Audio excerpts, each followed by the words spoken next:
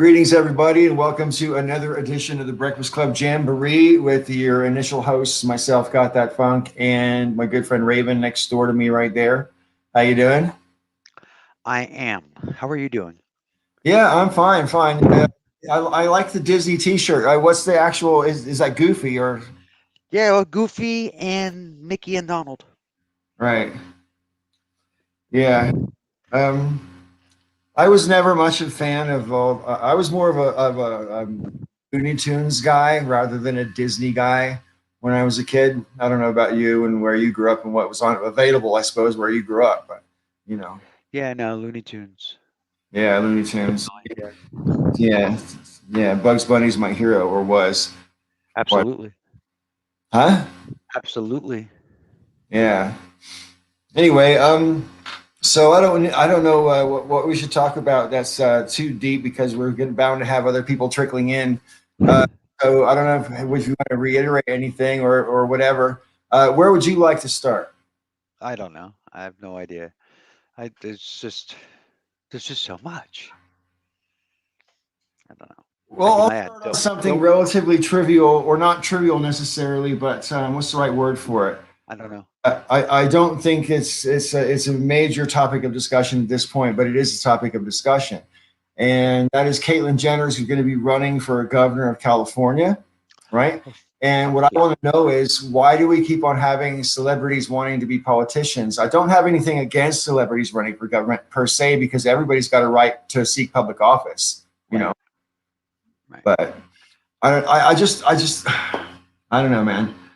I have a hard time with I worry about the future if this becomes like more of a norm. If you just get a whole bunch of people who happen to have a decent sized media platform running for public office because they got the best chance of because of name recognition, you know? Yeah, I mean, it's like, Oprah being a nightmare scenario. So, yeah, Vegas, there's that whole thing. Anybody who is criticizing uh, Caitlyn Jenner, people on the right are saying, "Well, you're transphobic," and it's just like, yeah, I don't think you understand what that word means. Yeah.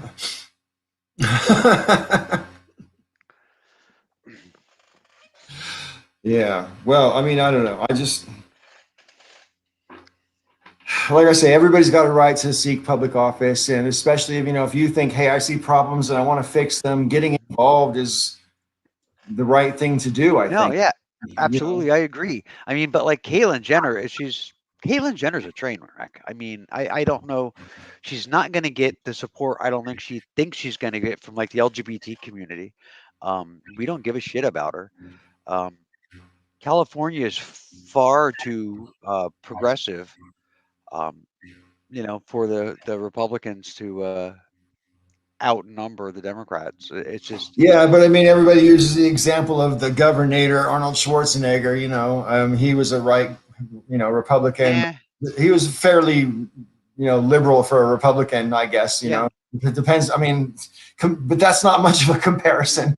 You No, know. it's not because I mean, there's when you run for office, your past baggage goes with you. You Mm. know, more like a car crash. Am I right? Yeah, exactly. But I mean, it's your past baggage goes with you, and so like all of the stupid things that she said, and all of the stupid things that she continues to say, like she retweeted something earlier today that was ridiculous. I mean, it was Richard Grinnell complaining that Dr. Fauci isn't doing enough to take the economy into consideration. That's not his job. It's like the fuck is this nonsense? So if she is retweeting that, I mean, considering she's a candidate for office, that's an endorsement. So that's an idea that she's endorsing.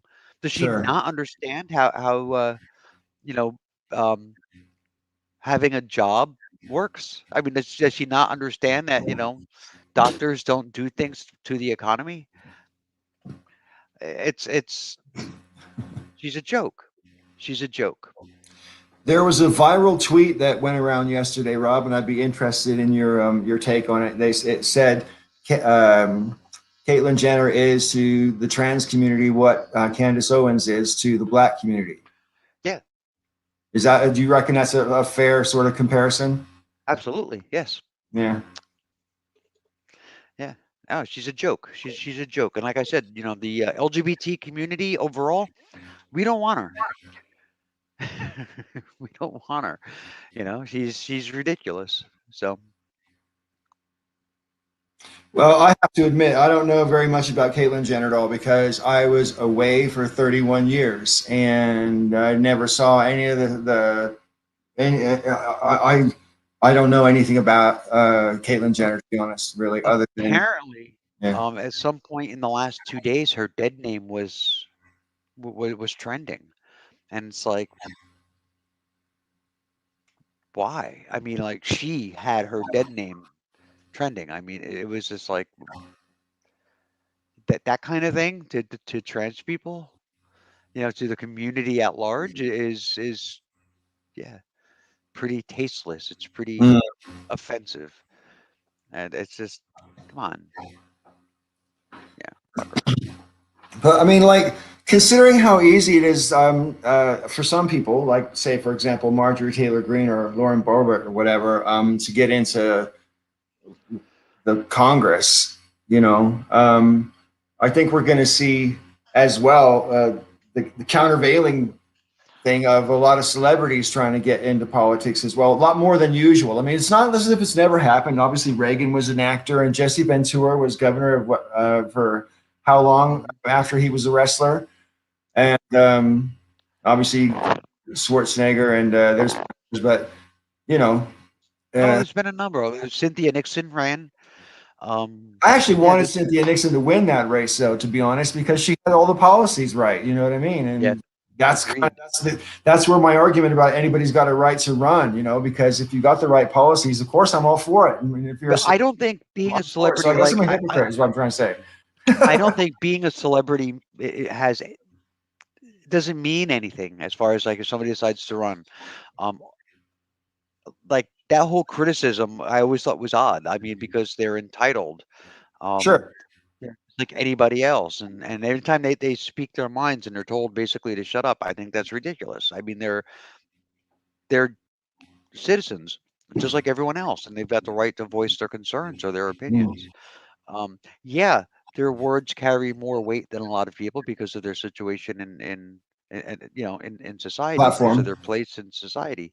Um, and if they do decide to run, they have an easier time because they have to do less fundraising. They can fund themselves, but there are plenty of people that can fund themselves that aren't movie stars. So it's like that doesn't really seem like an issue to me. Um, Hmm. The Green Machine asks, how many of these celebrities that run aren't Republicans? I don't know. Al Franken wasn't a Republican. um, it's a pretty good example. He was all about the policies, so I was pretty much a fan of Al. You Yeah. know, he was a serious guy. Once he got in the Senate, he took it real seriously, which he should, of course. But it's true that a lot of them are Republicans. That's true. Hmm. I guess Republicans. I don't know. No, that's not fair. I was gonna say it might be more susceptible to personality, but that's not fair. It can happen to anybody, really. Depending on what buttons are being pushed, and all that kind of thing. What the counter, zeitgeist is in society. Mm. Yeah, crowd psychology is a thing. How are we looking? Is there more people looking to come in?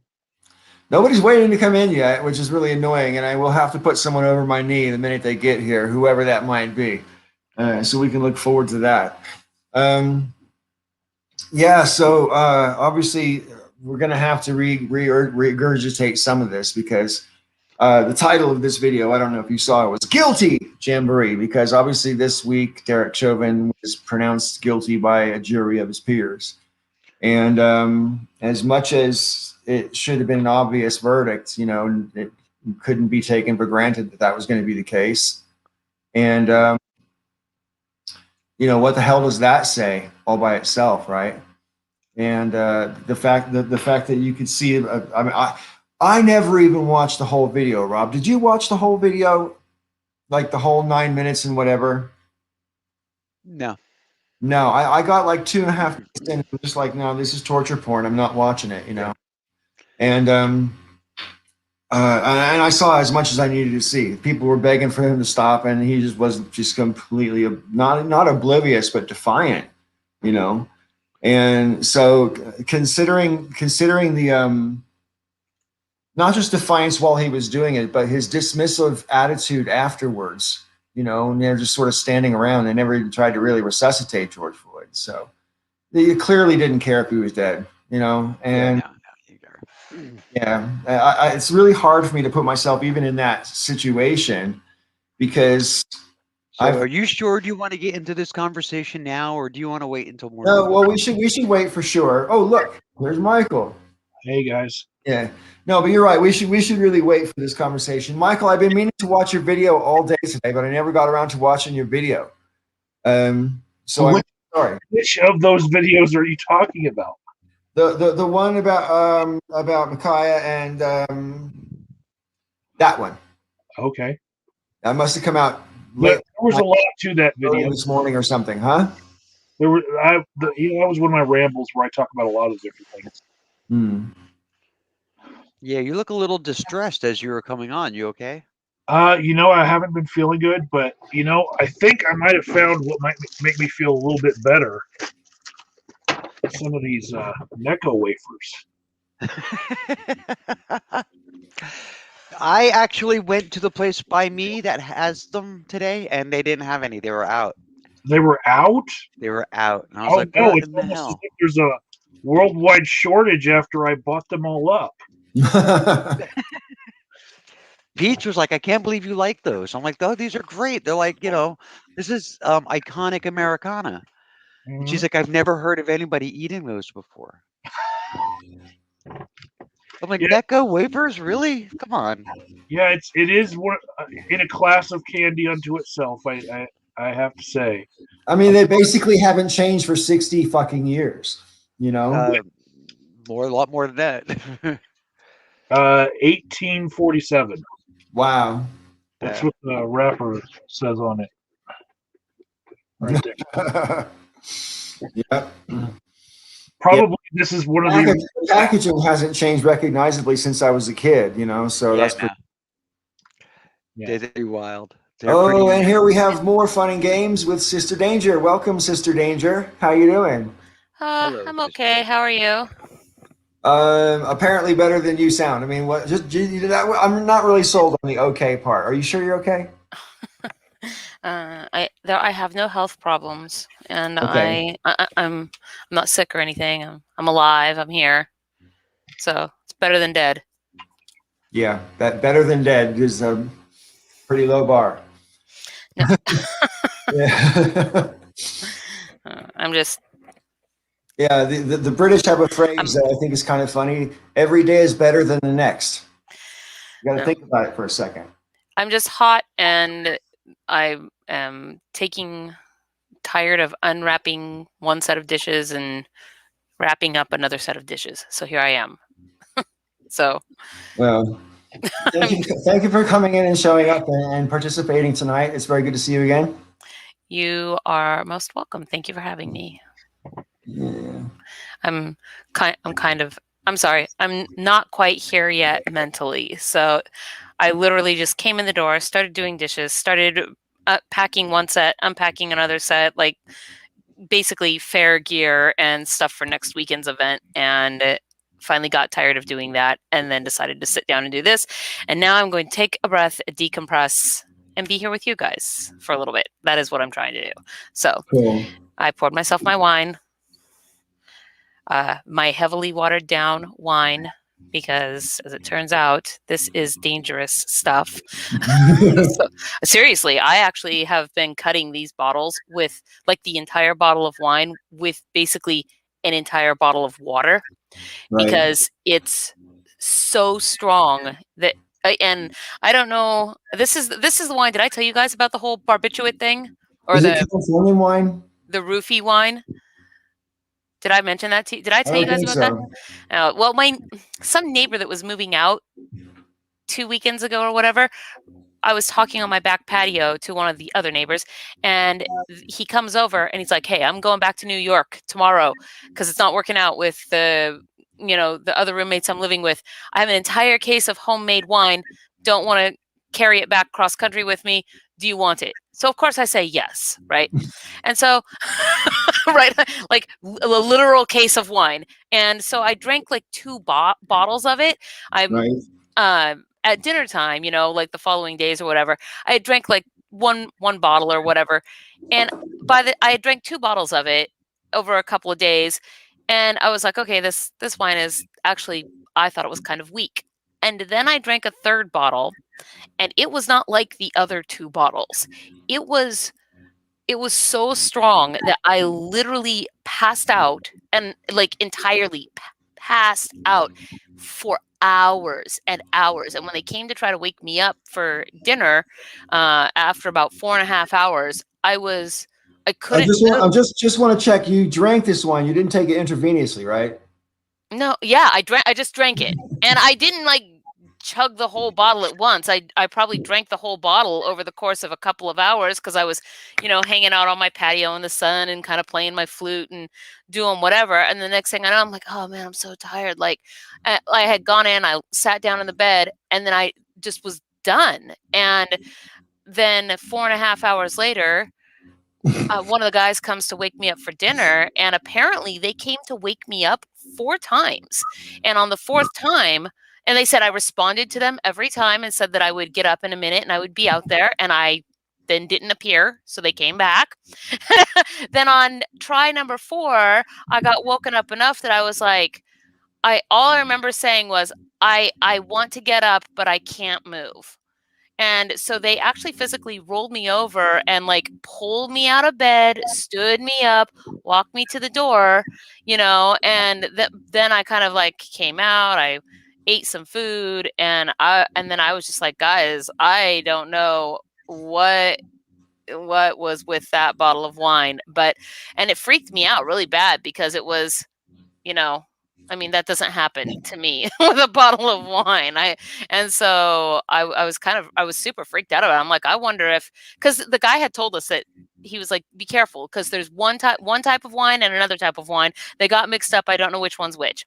But we weren't really listening to what he said when he was describing the types of wine. I'm like, did he mean half of these bottles have a roofie in them? Is that what that guy meant? Because that's literally what it felt like. I was just out. And so they finally got me up, and I got some food in me, and then I basically just went back in and passed right back out again and slept till the morning. And it was kind of crazy. So after that, I started cutting every single one of those bottles, which is an entire bottle of water. Just, Right. I was like, that's not going to happen again, because that was crazy and scary. So yeah, it was a little bit of, I mean, I woke up, I was fine the next morning, whatever. But at the same time, it's like, if I had been not in a good environment, that wouldn't have been, No. I would have been defenseless, Well, you're in a good environment now. I was. Well, and I am here too. Yes. Yeah. Excellent. So now that we have a full screen, should we resume the conversation where we were, or whatever? Because yeah, I don't know, Rob. Holy crap. I just realized, I was like, wow, I just told you guys my crazy, like, roofie wine story. To say nothing of the story of car shopping yesterday. Oh, that was fascinating too. My week has been very, very interesting. I hired a mechanic to go car shopping with me so that he could stand there and, like, tell me if there was, if this was a piece of shit car or whatever. Right. And by car lot number 3, he jumped out of his truck, got in a yelling argument with one of the salesmen, and pulled a baseball bat out from behind his seat and threatened to kneecap him. And I was like, wait, what's happening? What? How did we go from we're driving off this lot now to you jumping out of your truck and going to get in a fight with a baseball bat with this car salesman guy? My week has been interesting. I was like, oh God, I don't know what's happening. Okay. So that was a thing. Anyway, back to whatever you were saying. I'm on mute now. Raven? I think that will segue well into later on. We're going to talk about people who we employ for certain services using a little bit too much force. Yeah, that's what Rough. I'm talking about.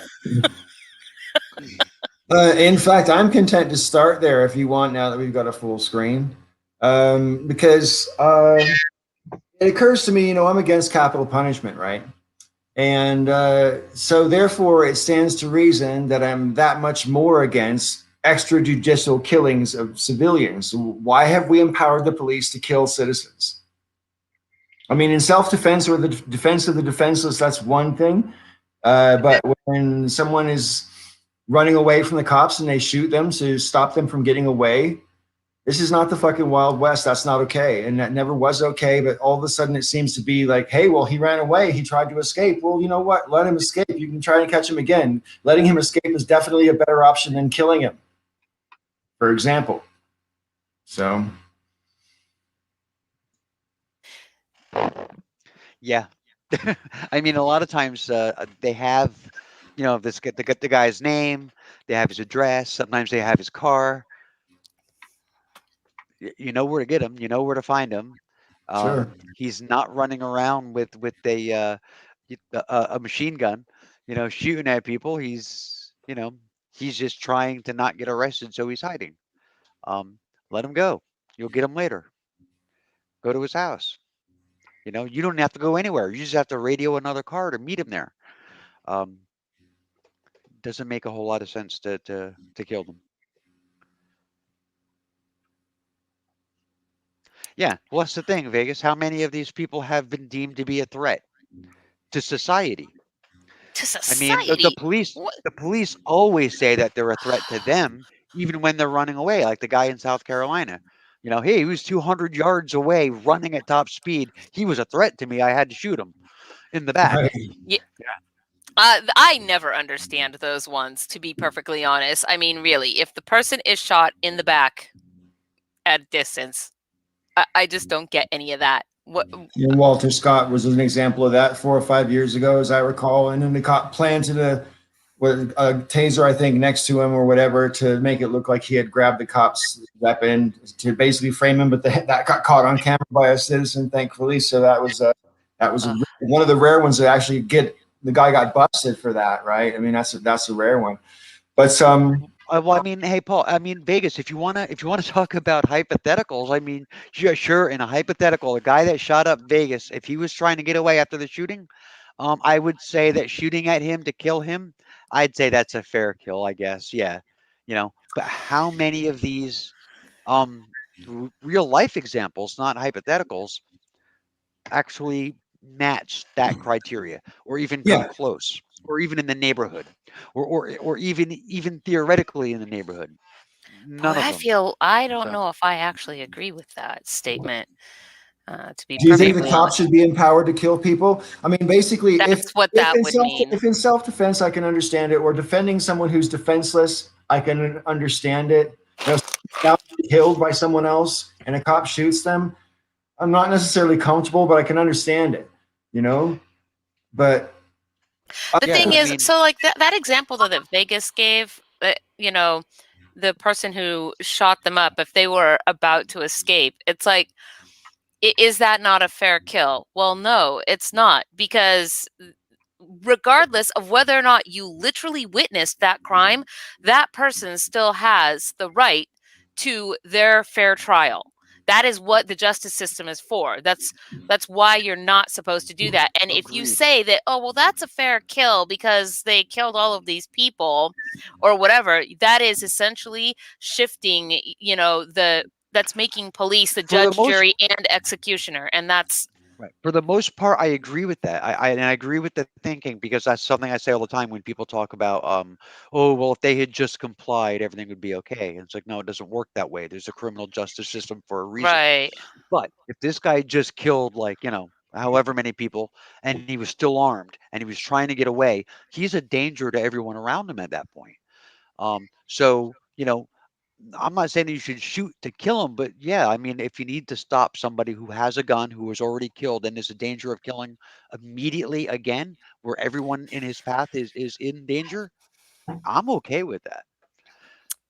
I hate to say it, but I guess I feel like the law is the law differs from state to state. So I know that, say, for example, in actual Las Vegas, if you even have a gun and it's even drawn like nearish a cop, it's essentially a felony. You can't even draw a gun on a cop in Las Vegas without going to jail. So the laws there are different than other states. But like if you were in Texas, for example, probably not the case if you're running away or something like that. And I guess I feel like I would want to know what the actual law is before even, I mean, in a hypothetical situation though, right? If none of those laws existed, would I think that that's fair? And I guess that I would not. As much as I hate to say it, because you know that the bastard did the thing, but. Well, I mean, it's an interesting thing to ponder. I mean, in war, for example, you can be battling across, like a city street, say, for example, and a sniper on the other side can blow away everybody on your team and then hold up a white flag and surrender, and you're not supposed to kill them. You're supposed to take them in as a prisoner, right? Because they surrendered. In the rules of war, you surrender, that's it. They're not supposed to shoot anymore. So, the reason why I feel the way I do about it has nothing to do with the fact that, oh, look, I know this guy just killed all these people. That's not the point. The point is he's still armed. Right. And now Still he's still a dangerous. danger to other people. He's a danger to everyone that he comes across. It's not like it's not retribution. It's not justice. It isn't killing him as justice, which is what we've seen some cops do. But or being some people armed even isn't the advocate. crime.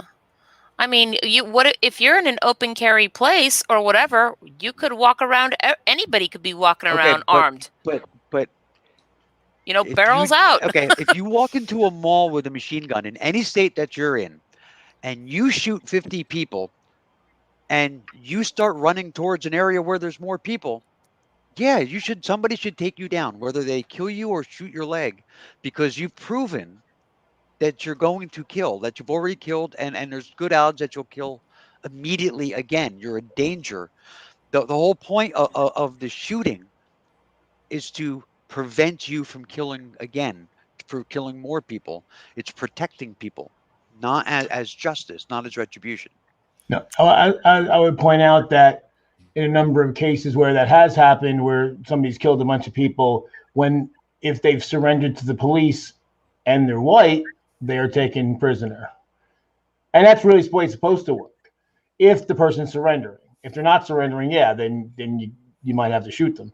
You don't even get to surrender sometimes. I mean, did Breonna Taylor get to surrender? No. Well, no, but that's my whole point. Is that basically we have tons of examples of white guys mass murderers who killed a bunch of people, who then put your hands up and say I surrender, and are taken in. And so that shows that it can be done if the police are willing, or when they're willing, but it seems they're less willing for certain people.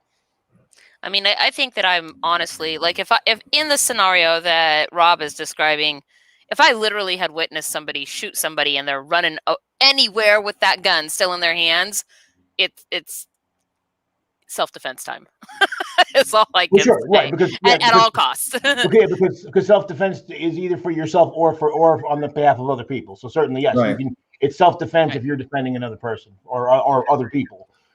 I'd rather take that chance, Right, but to not do something, to not act, would be irresponsible. Right. Yeah, I agree with that. Yeah. Now, the thing is, the action doesn't necessarily have to be shooting them if you can disable them or if you can stop them, get them to surrender, whatever. But yeah, depending on the circumstance, it may be the only choice. I just want to break in real quick and address the comment from Shujalanran, I think is how you say it. Gesundheit, right? Anyway, it says Rittenhouse did nothing wrong except for the murdering 2 people. That was the wrong part. And traveling to another state, illegally transporting firearms, causing problems, and discharging your weapon is also pretty problematic in my opinion. So that's just silly. I don't know if you're trolling with that or what, but Did we all see the news about Rittenhouse this past week? There was a Was he leak found? about the fundraising that was done for his legal defense and how it was traced back to law enforcement officers who had donated to his legal defense. And that brings me nicely to Did they get fired? a quote from one of my favorite songs from 29 years ago. Can you believe it? You know, some of those that run forces are the same that burn crosses, and we've Yeah. said this before on the show. Now, the other thing too about the shooting in the leg thing, what's interesting is that I don't remember which. There's so many shootings that I can't fucking keep up anymore. But there was one recently where that's exactly what the cops did do. And you can guess I guess the ethnic background of the person that they shot in the leg. Not white. No, they were white. Oh, you mean they successfully hit them in the leg? That's how Yeah, you they know that they successfully were hit white. them in the leg. Yeah, they were able to use deadly force, but didn't actually kill the person. They actually aimed to disable and successfully disabled. So all the times like, oh, it can't be done. Oh, it's just a small target. Blah blah blah blah blah. They did it. They did it on purpose, and it was successful. Yeah, Hey, did well, any of you all see 60 Minutes on Sunday? No. No.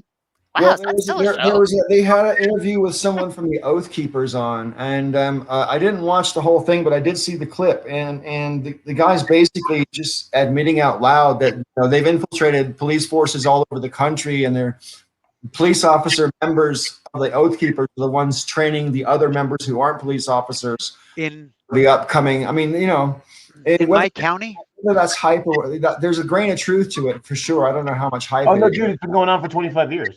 yeah, in my county, the county commissioner board, the county legislature takes its orders from Oath Keepers. So it's like a shadow government. They're running the government here. You know, Well, the irony is casually, man. That sounds pretty horrible. I mean, the irony is they call themselves oath keepers, and they're not keeping any oath that I'm aware of. They're, it seems like they're in violation of their oath. But that's the right wing way, twist language. So it is newspeak. They literally are doing fucking newspeak, and they've actually been doing it for a long time. They've gotten very sophisticated at it, just like right to work and a whole bunch of other horseshit.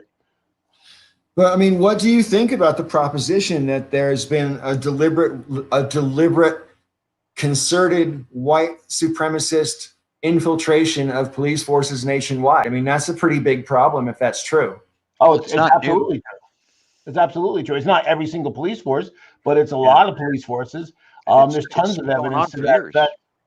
Yeah, it's going on, and the thing is, basically, when the KKK was getting like broken,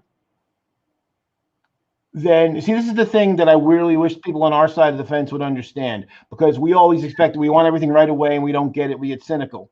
They're really good at long-term strategy. So they were like, oh, well, if I can't, do this as a civilian, but as a cop, I can get away with a lot of shit. So they've been doing this for a long time. So they just changed their, they changed in the sheets for badges. And again, and the thing is, it's not new. It's not like there wasn't an element of that to begin with in the first place. As I mentioned a few weeks ago, Richard Pryor talked about this in 1974 on one of his albums about all the shit that the police do to kill black and brown people or beat us and do all this other stuff and get away with it. It's not new, but just that they made a concerted effort to kind of co-opt in a large way, and they've been largely successful. I mean, that's the thing. The thing that I was reading an article this morning, and this is it kind of echoed what I've been feeling. The thing that the scariest part about Chauvin wasn't he didn't have hate in his eyes. It was indifference. He didn't give a fuck. That this wasn't a human being to him. That's even worse than that visceral hatred. This is like, oh, you're nothing, and that's scarier because that's the kind of shit that lets you do Nazi kind of stuff. Well, right. I mean, this is where the whole authoritarian thing becomes when you're not humanized to someone, and basically if it's to them, you're the enemy, right. you have to dehumanize your enemy in order to think of them that way. Right. Well, you know, and if you remember, it was about 2 years ago now. I forget, some celebrity. Might have been Springsteen, but it was some celebrity had come out like in support of BLM and said some things about, you know, unkind things about, you know, New York police, and the head of the fucking police union made of like a very thinly veiled threat. I mean, you know, and got away with it. I mean, you know, he literally was like, it was kind of like, well, you know, keep talking, you know, we'll see what happens, kind of thing. And it's like, what? You can't threaten citizens because you don't like what they say. I mean, you know, and we get thicker skin. I All right, feel I'm like I'm. Oh, confused. sorry. Go ahead. No, Go ahead, Rob. No, I was just going to say that I'm confused. Jonah in the comments said that NYPD is threatening the MTA to stop reporting instances of police violence. The MTA is the Metro Transit Authority. They report police violence because the MTA, generally speaking, most of what the MTA does is on film. So there may be instances that the cops try to sweep under the rug, but the MTA has evidence of and is reporting because the police didn't. Okay, that clears that up. Yeah, I mean, well, too. There was another shooting. It was the last night, and basically the guy had a cordless phone, and the cop said, "Oh, he thought it was a gun." And it was another one of those things where, you know, he sees the person's walking toward him trying to get his help, and he's freaking out and panicking and blasts the guy away. I mean, this is when, you know, if you view a class of people as inherently scary, as inherently dangerous, this is what happens. Well, yeah, I mean, I've part of me thinks sometimes a lot of this stuff is getting a lot of light on it at the moment, partly because of the Derek Chauvin case and everything. But the truth is, it's just endemic and it never goes away. And it's just whether we choose to look at it at any particular time or not, because it's always fucking there, you know? And ultimately, you know, we focus on Chauvin, which, you know, obviously he needed to go.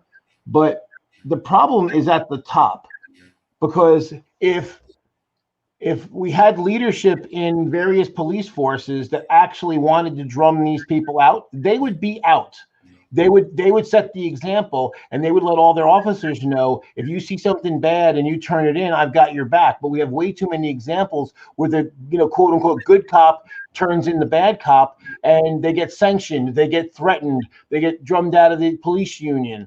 I mean, the leadership is the problem. Because basically they countenance all this stuff, and they're the ones that teach these guys what is right and what is wrong. And so if it keeps happening, and, you know, they can go with the guys that went out there and like, oh, you know, they testified against him. Yeah, great, that's nice. But what about all the other instances? How about the other 17 fucking complaints the guy had that, you know, for excessive use of force, where he wasn't kicked out then? There was another case where he nearly choked a guy to death, and he was still on the fucking force. So you can say, oh, it's not our policy. Well, if it wasn't your policy, you should have kicked this motherfucker out 3 years ago when it happened last time. It's not only that, Joe, but it goes deeper than that, because this leads into why he thought he would get away with this thing that he did on the last year. So well, exactly, because the people at the top either cover it up or are actually in favor of this shit. Did you guys see after the verdict, they showed what the police report was going to be before the video came out? Man dies from medical incident during arrest. That was going to be it. That would have been it. If it wasn't for that video, that would have been it. Yeah. And think of it, how many times that's happened that we don't even know about. Right. It happens all the time. And that's really, between body cams and people, you know, cell phone cameras and all that, that's changed the game. And that's why we're seeing all this. It's not new. It's just, it's worse now, but it was also, we're seeing it. The light, like Rob said, the light's shining on it, and we're seeing it. The roaches are scrambling. I'm sort of curious to know I'm curious about how many altercations with cops involve guns on the part of the citizen versus do not? Well, put it this way. I mean, you just look at the death numbers. There have been I was watching one of Bo's videos this morning.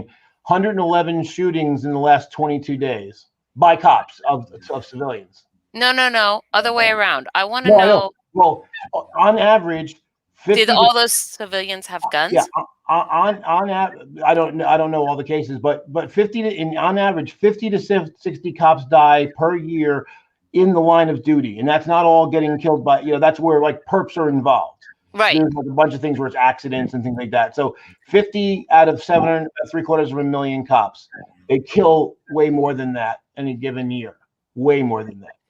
Well, my point, the place that my brain is going though is just thinking about what would happen if cops were disarmed of lethal weapons, not citizens because Second Amendment rights, but police officers were disarmed of lethal weapons, and instead those were replaced with their non-lethal riot gear.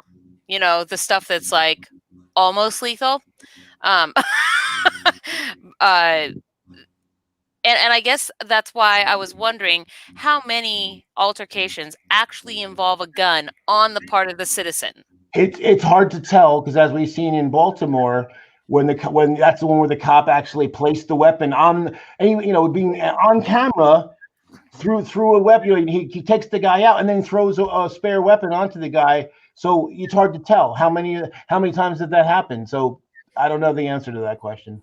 And I've seen a number of videos, one in particular, really disturbing one, where they shoot this homeless person who's like clearly doesn't have a dime to his name, right? And they surrounded him, they're yelling at him, he's protesting or whatever, complaining about whatever they're saying. And one of the cops just yells, "He's got a gun!" And they all fire into his chest. Like, yeah, I saw that about 7 years ago. Of course, the guy didn't have a gun. Right. All someone has to do is say that, and their training is, okay, armed, dangerous, kill. But that's the thing. I mean, even if the guy did have the gun, as Amy was saying, that doesn't mean should be killed. Like Philando Castile, he had the gun in the car. He wasn't wielding the gun, and they blew him away and got away with it. Vegas asked in the chat here, do you guys agree with the judge that Maxine Waters contributed to the possibility of an appeal? An appeal was inevitable no matter what. If Chauvin was convicted, that's inevitable. Do I think that the judge's statement made it more likely that Chauvin will get his result overturned on appeal? No. The video speaks for itself. Anybody with a conscience who watches the video, you don't even have to watch the whole thing. Like me and Rob were discussing before, I could not watch the whole thing. My humanity kicks in, and you're just like, I can't do this.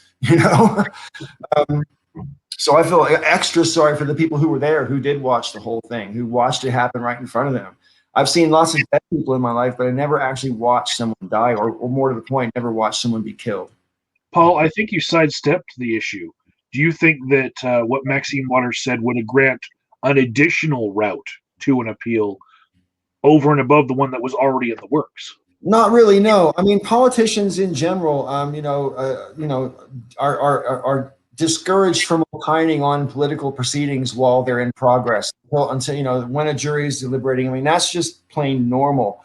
But when you actually watch what Maxine Waters said instead of what was reported on what she said, I don't think what she said was particularly prejudicial to anything the jury might say. And I have had the misfortune, because I wanted to see what Fox was peddling as their narrative to the conviction of Derek Chauvin. And what they're spouting off on Fox is that the only reason the jury convicted the guy was because they were afraid that the country would descend into chaos and riots. And here's the thing. That's really insulting to the jury, for one thing. And for another thing, is Fox actually saying that Derek Chauvin should be acquitted? Yeah, a number of their pundits did say that. That's actually shocking to me. I didn't think back when, last year, I didn't think that they were saying that Derek Chauvin didn't use an excessive amount of force. I didn't think anybody was peddling the line that his force wasn't excessive. I'm just shocked. Well, Fox News has taken off the veil and has gone full white supremacy. They had Tucker Carlson out there with his white replacement theory bullshit, which is Mhm. straight out of the white supremacist handbook. Paul, I disagree that, and I do think that what Maxine Waters said does constitute at least something that Derek Chauvin's lawyer should write an appeal for. It will probably get denied, but if I were Derek Chauvin's lawyer, I would definitely appeal on that basis. Oh, you got to try everything you can. If you I gave one extra thing. if your the job is to defend the guy, then yeah, you got to try everything. What she said was about 10% as bad as Trump sending people to the Capitol building, because she was saying, if we don't get justice, you need to keep up this action on the streets. At least she didn't say go into that building, but she did specifically say on the streets. Only 10% is bad. Go ahead. So I wanted to. I was under the impression that when there was a trial of this nature, that juries were specifically instructed to not look at the news That or was the anything case. having and They had their phones confiscated as well. yes, well, yeah. So I looked it up just to be sure, because it says in the Chauvin murder trial, they were partially sequestered during the trial itself. Sequestered meaning they are put into a hotel where they are restricted from access to any kind of media, et cetera, et cetera. And they were fully sequestered during the deliberations. Right. So I guess the reason I find that important is because I feel like the nature of the media saying things, saying this idea that they were influenced to make their decision because the media was suggesting that there would be riots is something that they should have not actually been exposed to. So even if Fox was out there saying, "Oh, well, people will riot," and then people are like, "Well, that influenced the jury's decision." Well, no, because the jury was sequestered. They didn't get to even see that. They didn't know that that was going on, right? They were shielded from that type of input. So, for the express purpose of helping them to make a decision without weird, concerns weighing on their conscience that should not be there. I'd like for us to address Jay. I don't know if it's Gingrich or Gingras, his question. Why do you think this happens so often in the U.S.? Well, I mean, it's a lot of things. It's a combination of all those things: the number of guns, the media reporting, and the police are overrun with two things. There's two separate problems with the police. They are highly militarized and very prepared to use force on practically anybody, but they especially have a race problem on top of that. So they use excessive force on everybody too much, and on black and brown people even more than that. The thing is, what pisses me off with the right wing is that they're always the ones that are like anti-government and the state shouldn't be using force against me and blah blah blah. Well, police are the force agents of the state. So you'd think, and certainly when it comes to somebody going after right wingers, Ruby Ridge and Waco and the Freemen and every other nutbag group out there that had a run in, the Bundys had a run in with the police, all of a sudden then they hate the cops. They hated the cops on January 6th, but the rest of the time, and that just goes to the whole idea of it all being about white supremacy, because all of a sudden black and brown people, all of a sudden they love the cops again. And then it's the cops versus the savages. I have to say that in the current climate, if I was, I imagine probably worse and better depending on where you live. But I mean, if you're black right now, I don't know that I would call the cops for a minor disturbance, in my home. I just don't know that I would. Like the one that happened, the day of the verdict with that girl in Columbus.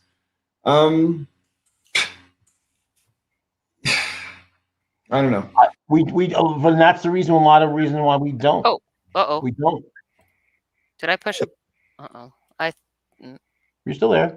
Oh, okay. I thought I pushed a button. No, thing, go away. Micaiah Bryant. What in the? Okay. Nope. I'm sorry. I pushed a button and now there's like an annoying thing on my screen, and Oh, I'm jeez. so I'm Boy. aggravated by it. Let's see. Hey, the term chauvinism. Well, yeah. I mean, it's almost like the guy was cursed by his name, because what his name actually means is awful. You know? I Well, think it. Oh, go ahead. I was gonna say, to answer that question that was in the chat, I was gonna say that I guess that I think that it happens because it's about to sound very cynical what I'm going to say, but I guess that I believe that people will revert to their easiest option more often than not. And if a gun is there and to be used as it as basically the means to one up in a conflict, people will just skip straight to that more than they will not. So I don't have a lot of faith in Yeah, people. the thing is too. I mean, I saw a case. I saw something Fixed it. yesterday. It was a woman with dementia. She went into a Walmart, grabbed a bunch of stuff, walked out without paying, and I'm sure it was an oversight. The staff came out and corralled her, got her back in the store. She offered to pay. They told her no, took the stuff, and told her to leave. So she left. She's on the way home. So there's no incident now. The basically have been reported to police, but she's gone. The goods were recovered. There's no problem. Cops, the cop sees her, rolls up on her, and she's just wandering down the street. She doesn't understand. She's got dementia. Within seconds, she's on the ground. They're beating the fuck out of her. And at one point, the cop he's trying to handcuff her. And of course, she's struggling. He deliberately dislocates her shoulder, and I know it's deliberate because he put his hand on her scapula and pushes. He like positioned himself, and then went boom, and dislocated the fucking shoulder. And then he and the other cops were laughing about this shit. I mean, these are fucking bullies. These are fucking bullies who need to be beat in the fucking head. I hope they go and get arrested and go in Gen Pop and get murdered. I do. I fucking do. Because anyone that's got the badge that goes out there and to terrorize a 70-year-old woman with dementia, that's a fucking psychopath who gets off on hurting people. I kind of tend to agree with this gets off on hurting people, bully, possibly psychopath part. I don't know. I find some of the arguments, the argument that the military doesn't behave like that, and they carry guns far more powerful than the police force does, yet they can somehow manage to, I don't know, not draw them and shoot on everybody. Right. It speaks to what you're saying is, and they're in actual war where there's actual enemies who are heavily armed that can kill them. And I do not believe for a second that there is less gun violence in open carry states. Actually, the states that have the most lenient gun laws actually have the highest rate of shootings. Yeah, and to close down that lie, because it's a fucking lie. If you look at violent crime statistics, compare New Jersey, which has the toughest gun laws in the country, to Texas. On a per capita basis, Texas has worse violent crime across the board and has for 40 years. So bullshit. That's a lie. Rustling cows is pretty popular though in Texas. I don't know. I mean, per square mile, New Jersey has more horses than Texas too. So, I mean, I mean, basically, if you look at population density, you start comparing the places with very low population density actually have a lower crime rate per capita, and the places with higher density. However, New Jersey being the highest, although it's the highest population density state in the country, doesn't have anywhere near the highest crime rate in the country, per capita crime rate in the country at all. We're not even close. It's mostly, not entirely, mostly red states, because when you have the mentality that violence is the way to solve all your problems, if all you have is a hammer, everything looks like a nail. That mentality that you just mentioned, Joe, is the answer to the question from before. about, what's the problem in America. The problem in America, undercutting all the other problems in America, is that people think it's justifiable to use violence to solve a dispute.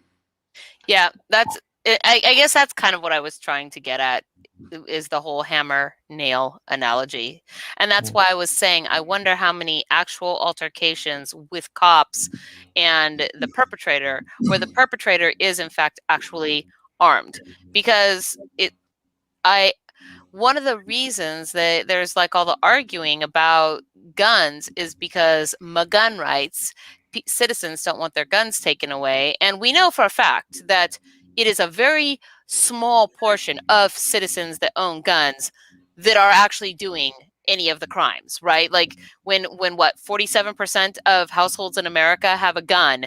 No, yeah. I got to stop you there. 22% of Americans own guns. 22%. And yet there's more guns in America than people, which means that almost all gun owners own multiple guns. Yes.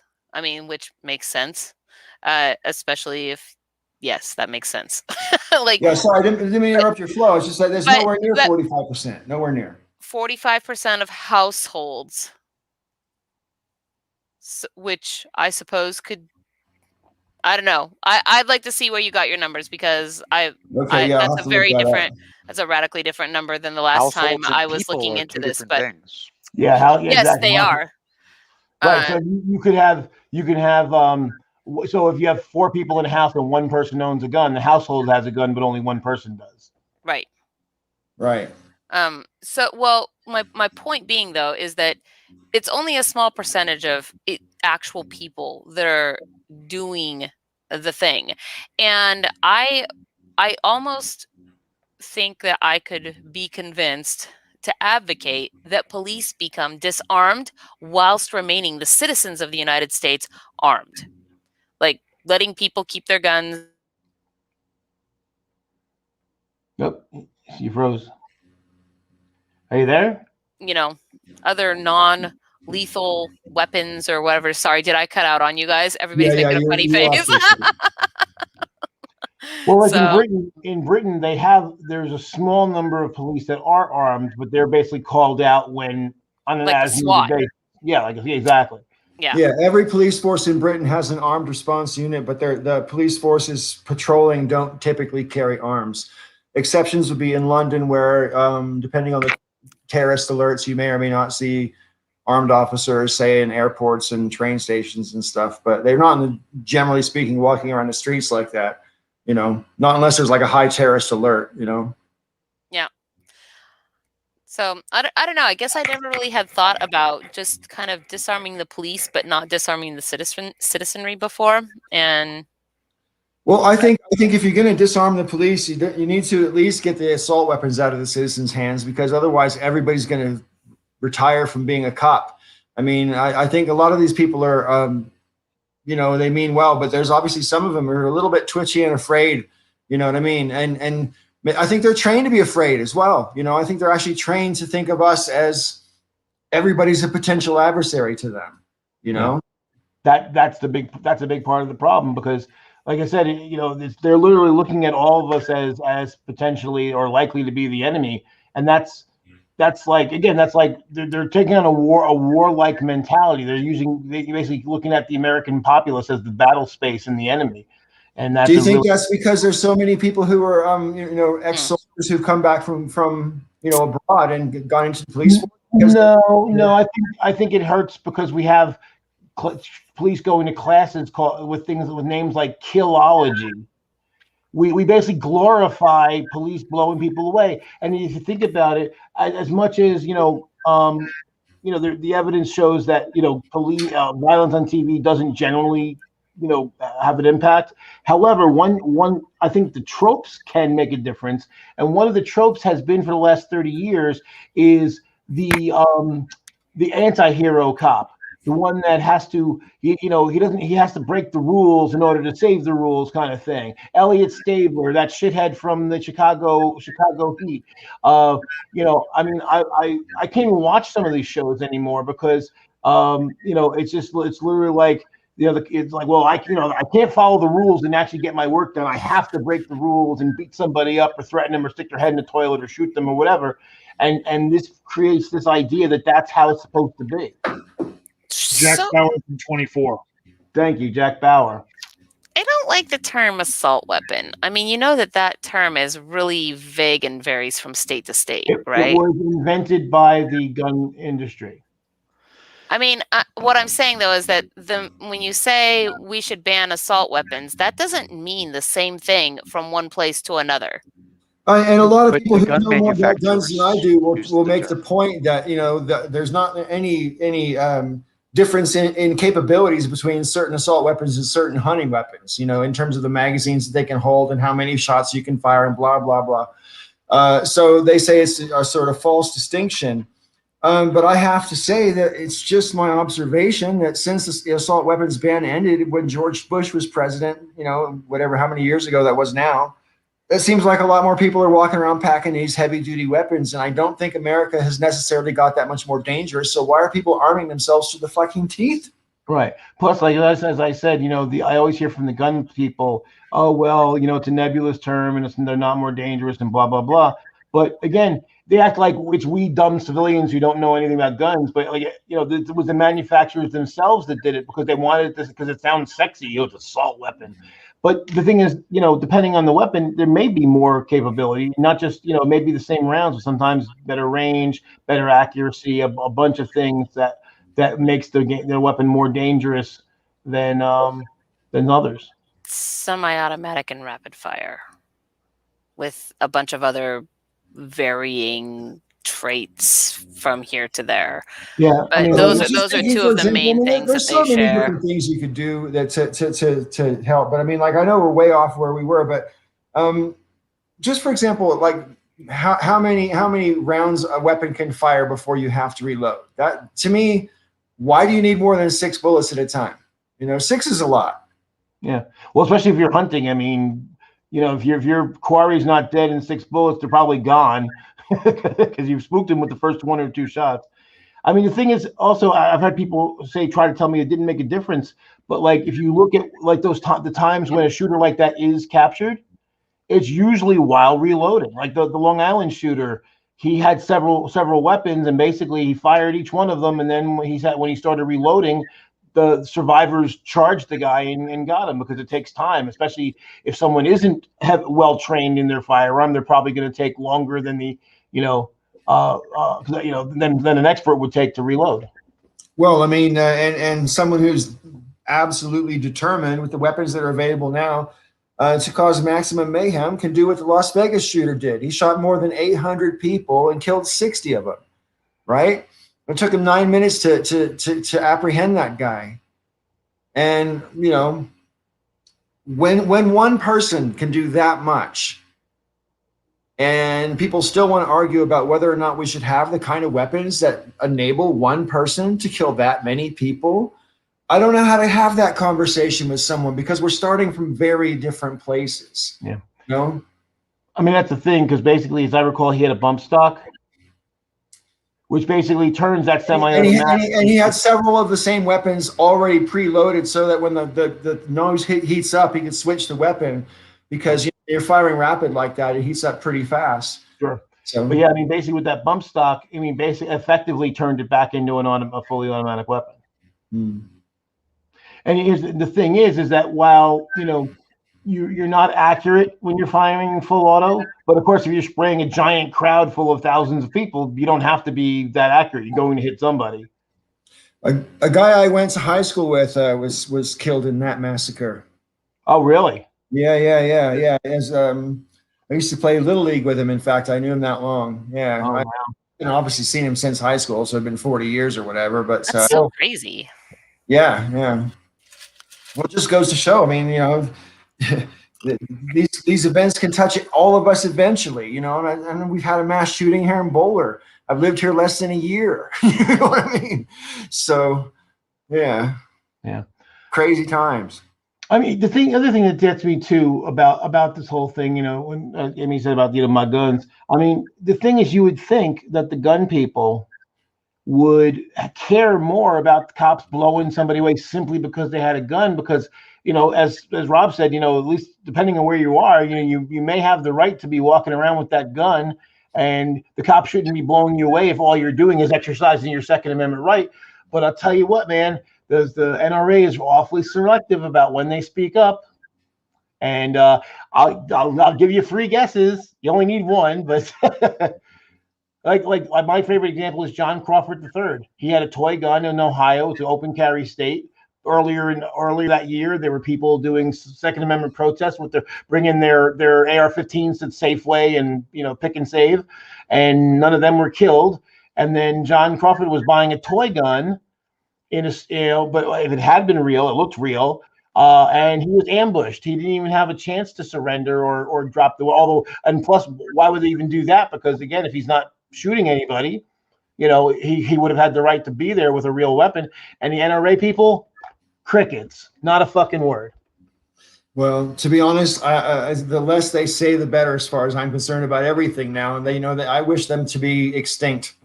So right, but you know I'm getting that though, right? Yeah, I get it. They don't advocate. They only advocate for good old boys. Right. The same thing with Philando Castile. He had a legal weapon. He was legally obligated to inform the officer that he had a weapon, which he did. He showed the cop his firearm card, and was promptly murdered. And NRA, who should have been freaking out, if I was an NRA member, I would have been like beating on the leadership. Hey, this is this is somebody legal carry. This wasn't somebody who was breaking the law. We should do something about this. Nothing. Right. That's why the Second Amendment. The Second Amendment is only for certain people. Realistically, it's only for certain people. That's why I don't have any truck with these people telling these people off anymore about, oh, my gun rights. Fuck you. Because not everybody has that right. Not really. And if you're what was that guy's name? Stephen.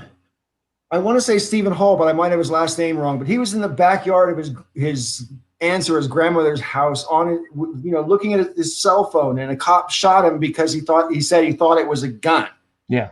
Now, number one, a cell phone. People look at their cell phones all goddamn day, everywhere you look. Don't tell me you don't know what someone looking at a cell phone looks like. So that's obviously a bogus excuse in the first place. But the other thing is, let's just say he had a gun. He's on his own property. That's kind of in the Constitution that you're allowed to do. So I don't understand. He wasn't behaving threatening. He's holding his phone, looking at a text or whatever. You know what I mean? So I'm of the opinion that that there is a huge problem. I'm glad that the feds are going to be looking into Minneapolis Police Department about standards and practices and everything like that. And I hope that it triggers a wider sort of nationwide police department investigation.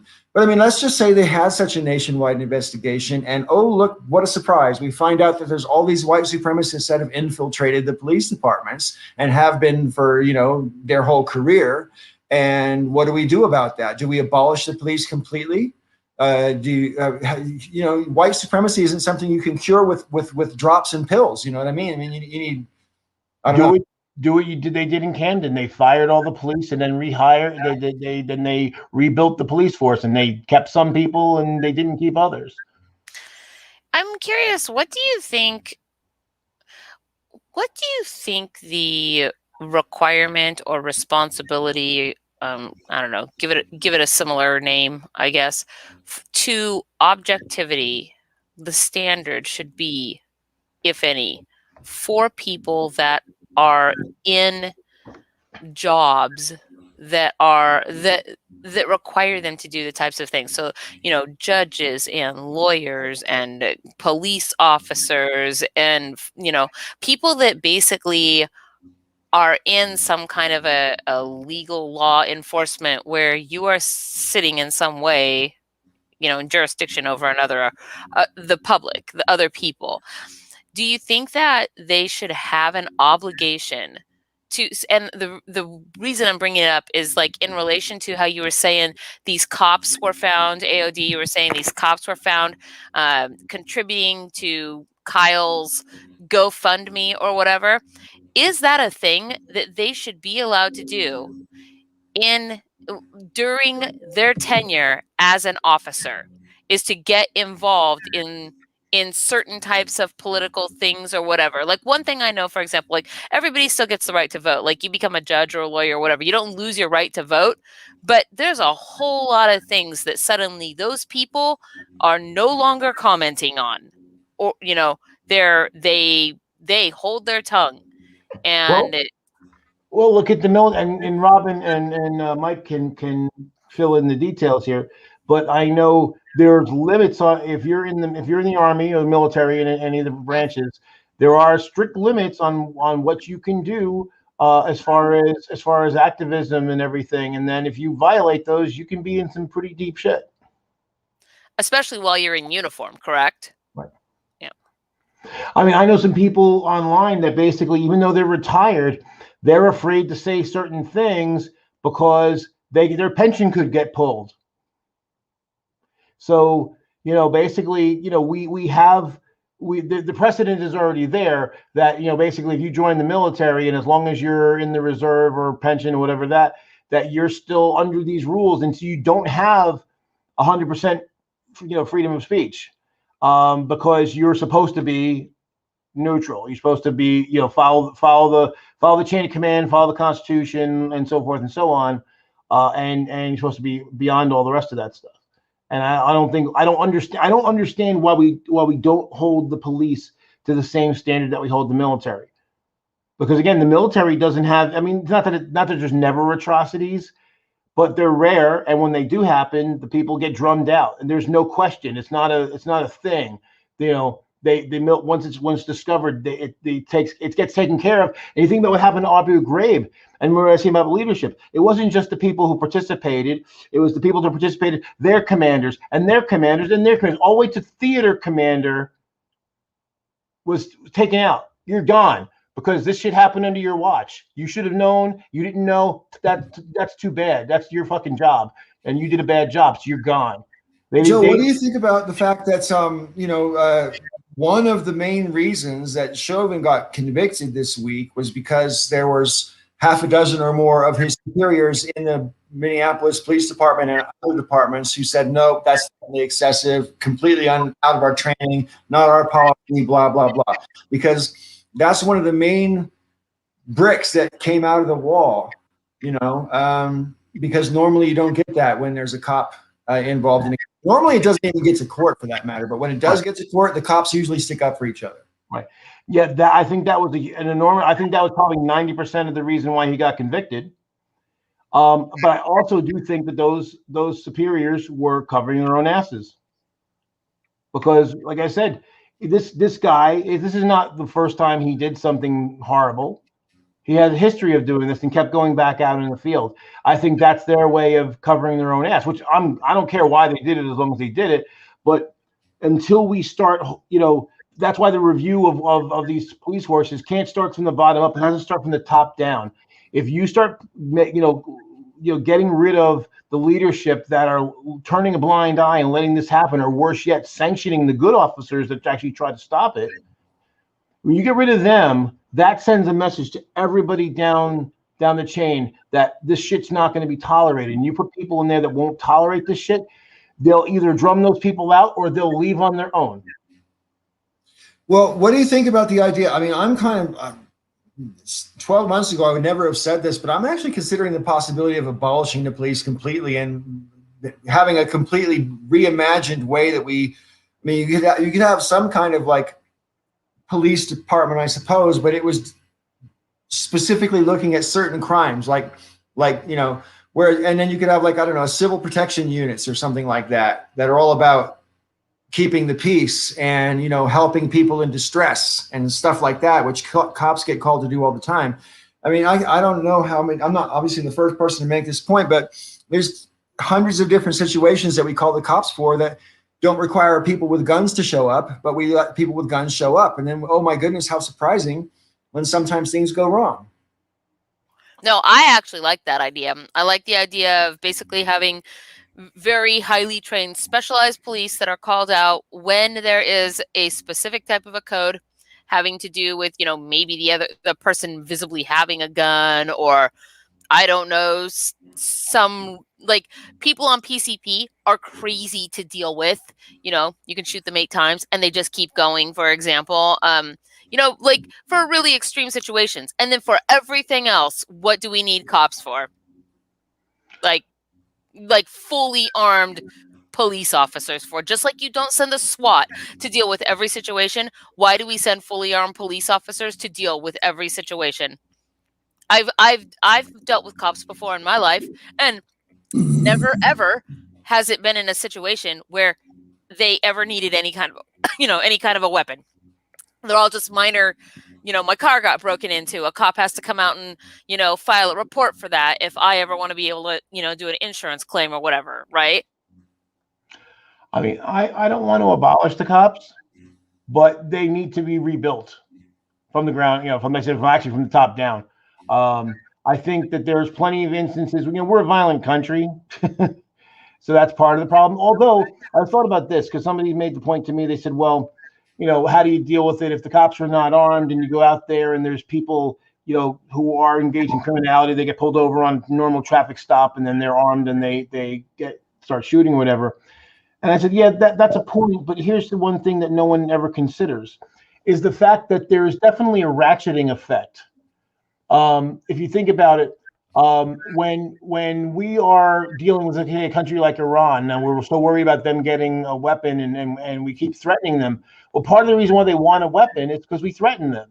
So, they want that nuke because they're afraid that we're going to invade them or nuke them or whatever. And so we miss the fact that sometimes walking around, armed to the teeth invites other people to do the same thing.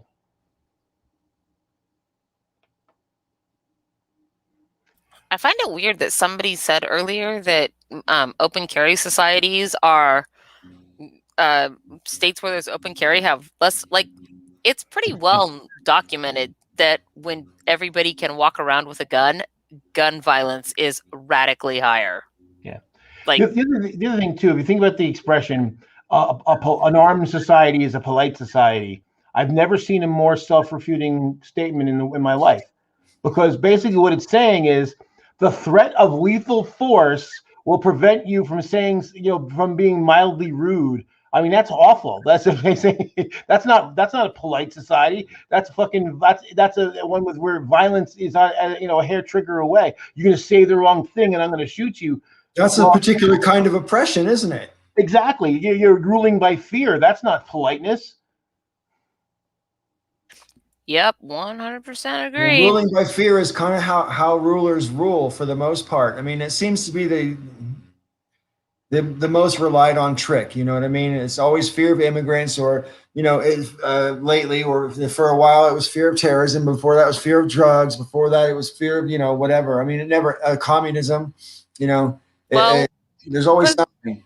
But let's be honest. That's why police exist to begin with, because without fear of going to jail or repercussion for your bad behavior, people then will engage in bad behavior and they will not self-police or show restraint. They will go and do the things. That's why cops are there. That's why it's more valuable to have a single police officer just visibly driving around on the freeway, than 10 of them out there with somebody pulled over, because everybody slows down if they see that one cop. Right? Its impact is much greater, right? Because people won't self-police. Well, so I mean, it depends on what you're defining as value.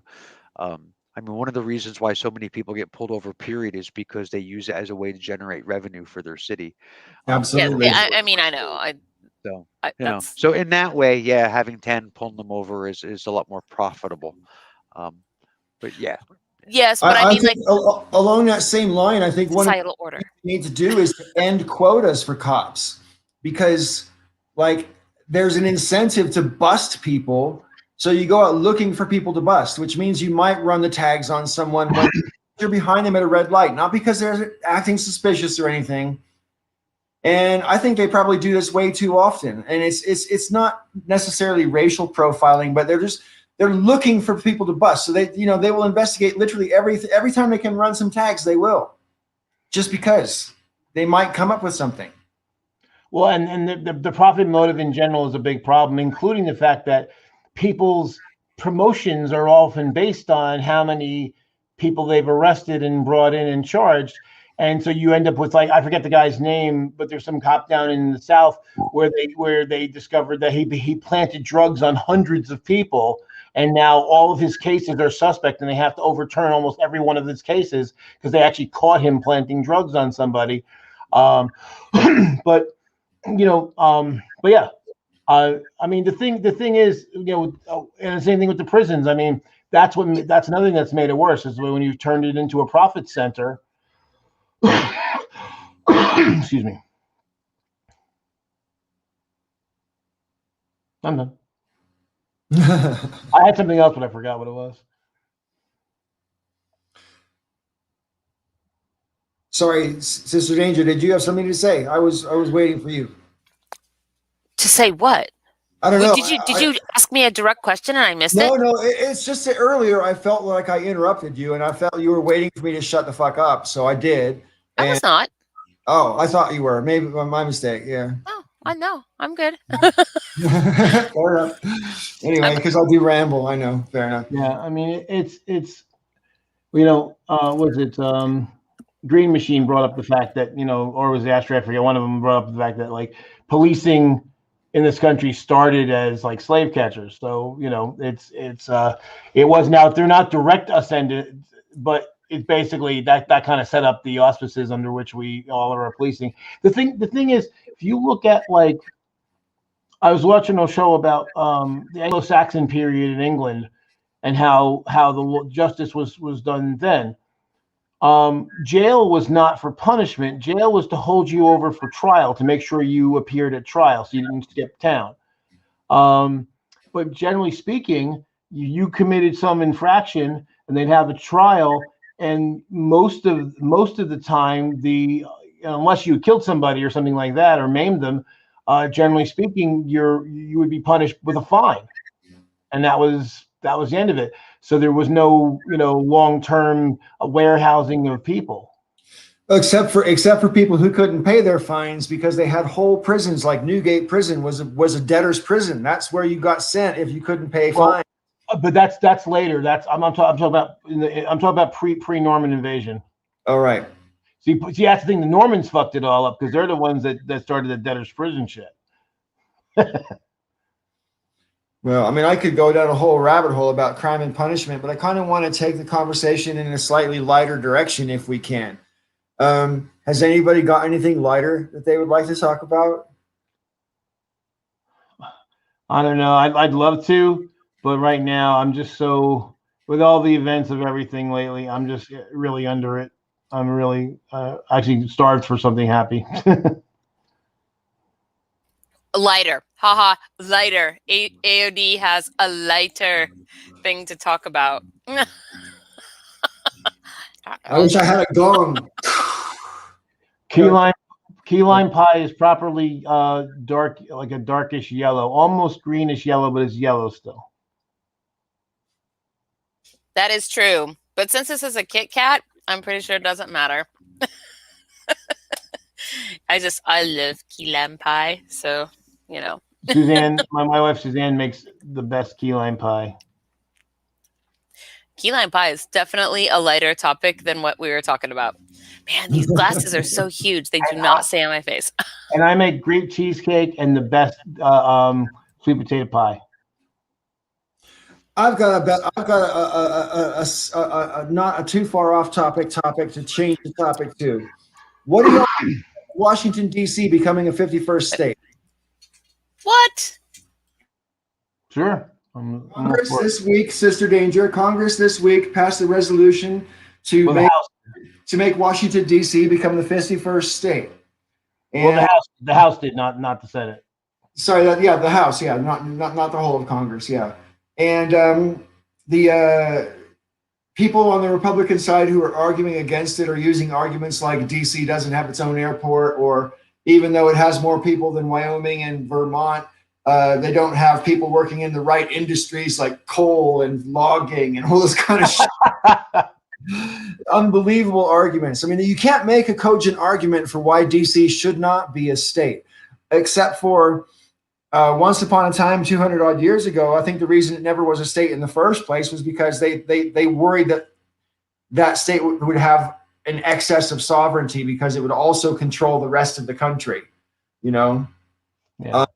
But it can't be right that you can live and work in DC and you can be, you know, if there was a draft, you could be drafted, or you could register and go off and fight for the country, but you don't get the same kind of representation as somebody from a little tiny state like Wyoming, and tiny in terms of population, or even tiny like Rhode Island in terms of geography, you know? Well, they don't need statehood to be able to make that differentiation. They don't have any representation in Congress. None of them. No, they have a representative that only votes on their stuff, but ultimately the rest of Congress controls DC.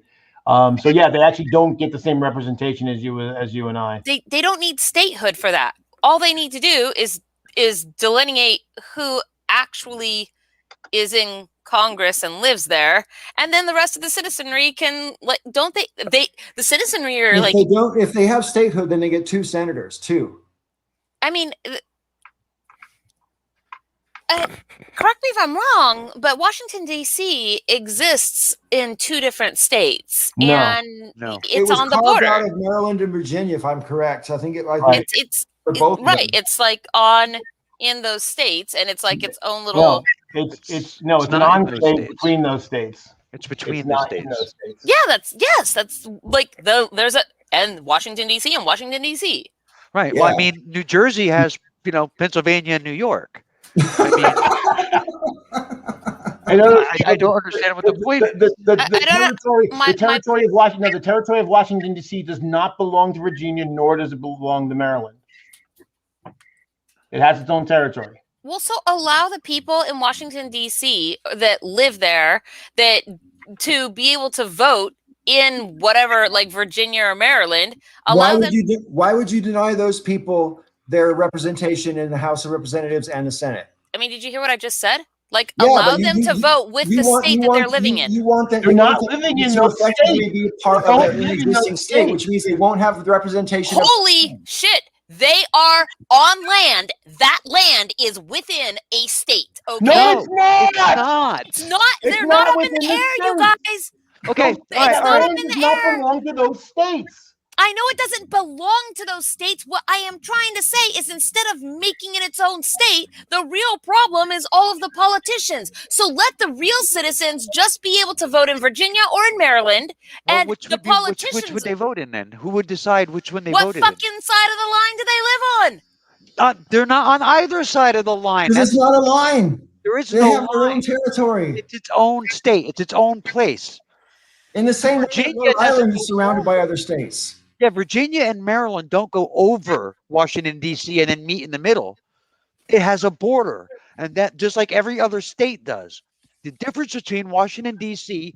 and Colorado is Colorado has representation in senators. That's the difference. The reason that there's 2 Dakotas is because, you know, way back 100 or so years ago, the Republicans wanted to have extra representation in Congress. And so they split the Dakota territory into 2 so that there would be 4 senators instead of just 2. I don't know. Put Washington, D.C. in line behind Puerto Rico. Why are you against this? That's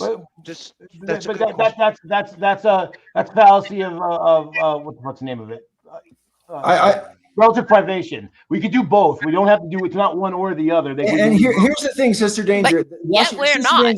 Sister Danger. Washington D.C. has a higher population than Wyoming and Vermont, and I think Alaska as well. So it has more people than 3 states, existing states.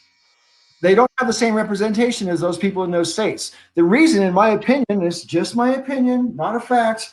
But I think the reason the Republicans don't want Washington, D.C. to be a state is because it would be the one and only state in America that had a majority Black population.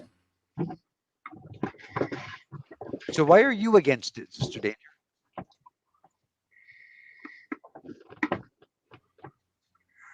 There's 5 million people, over 5 million people in Washington, D.C. That's probably working, though. I mean, people actually reside in D.C.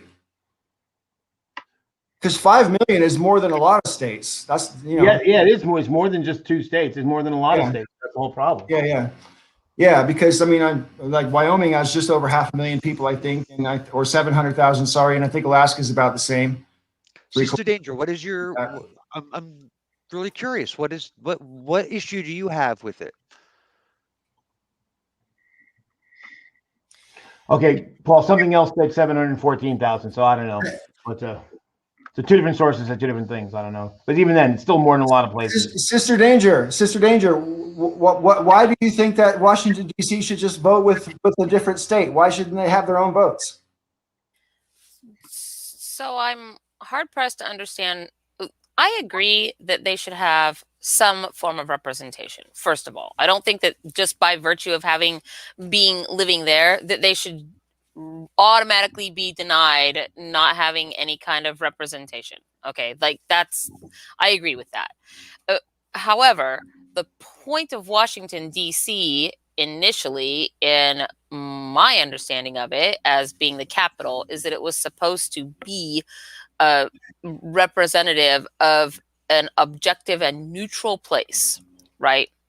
And so I guess I feel like that idea is very important and should be maintained and should not be infringed on.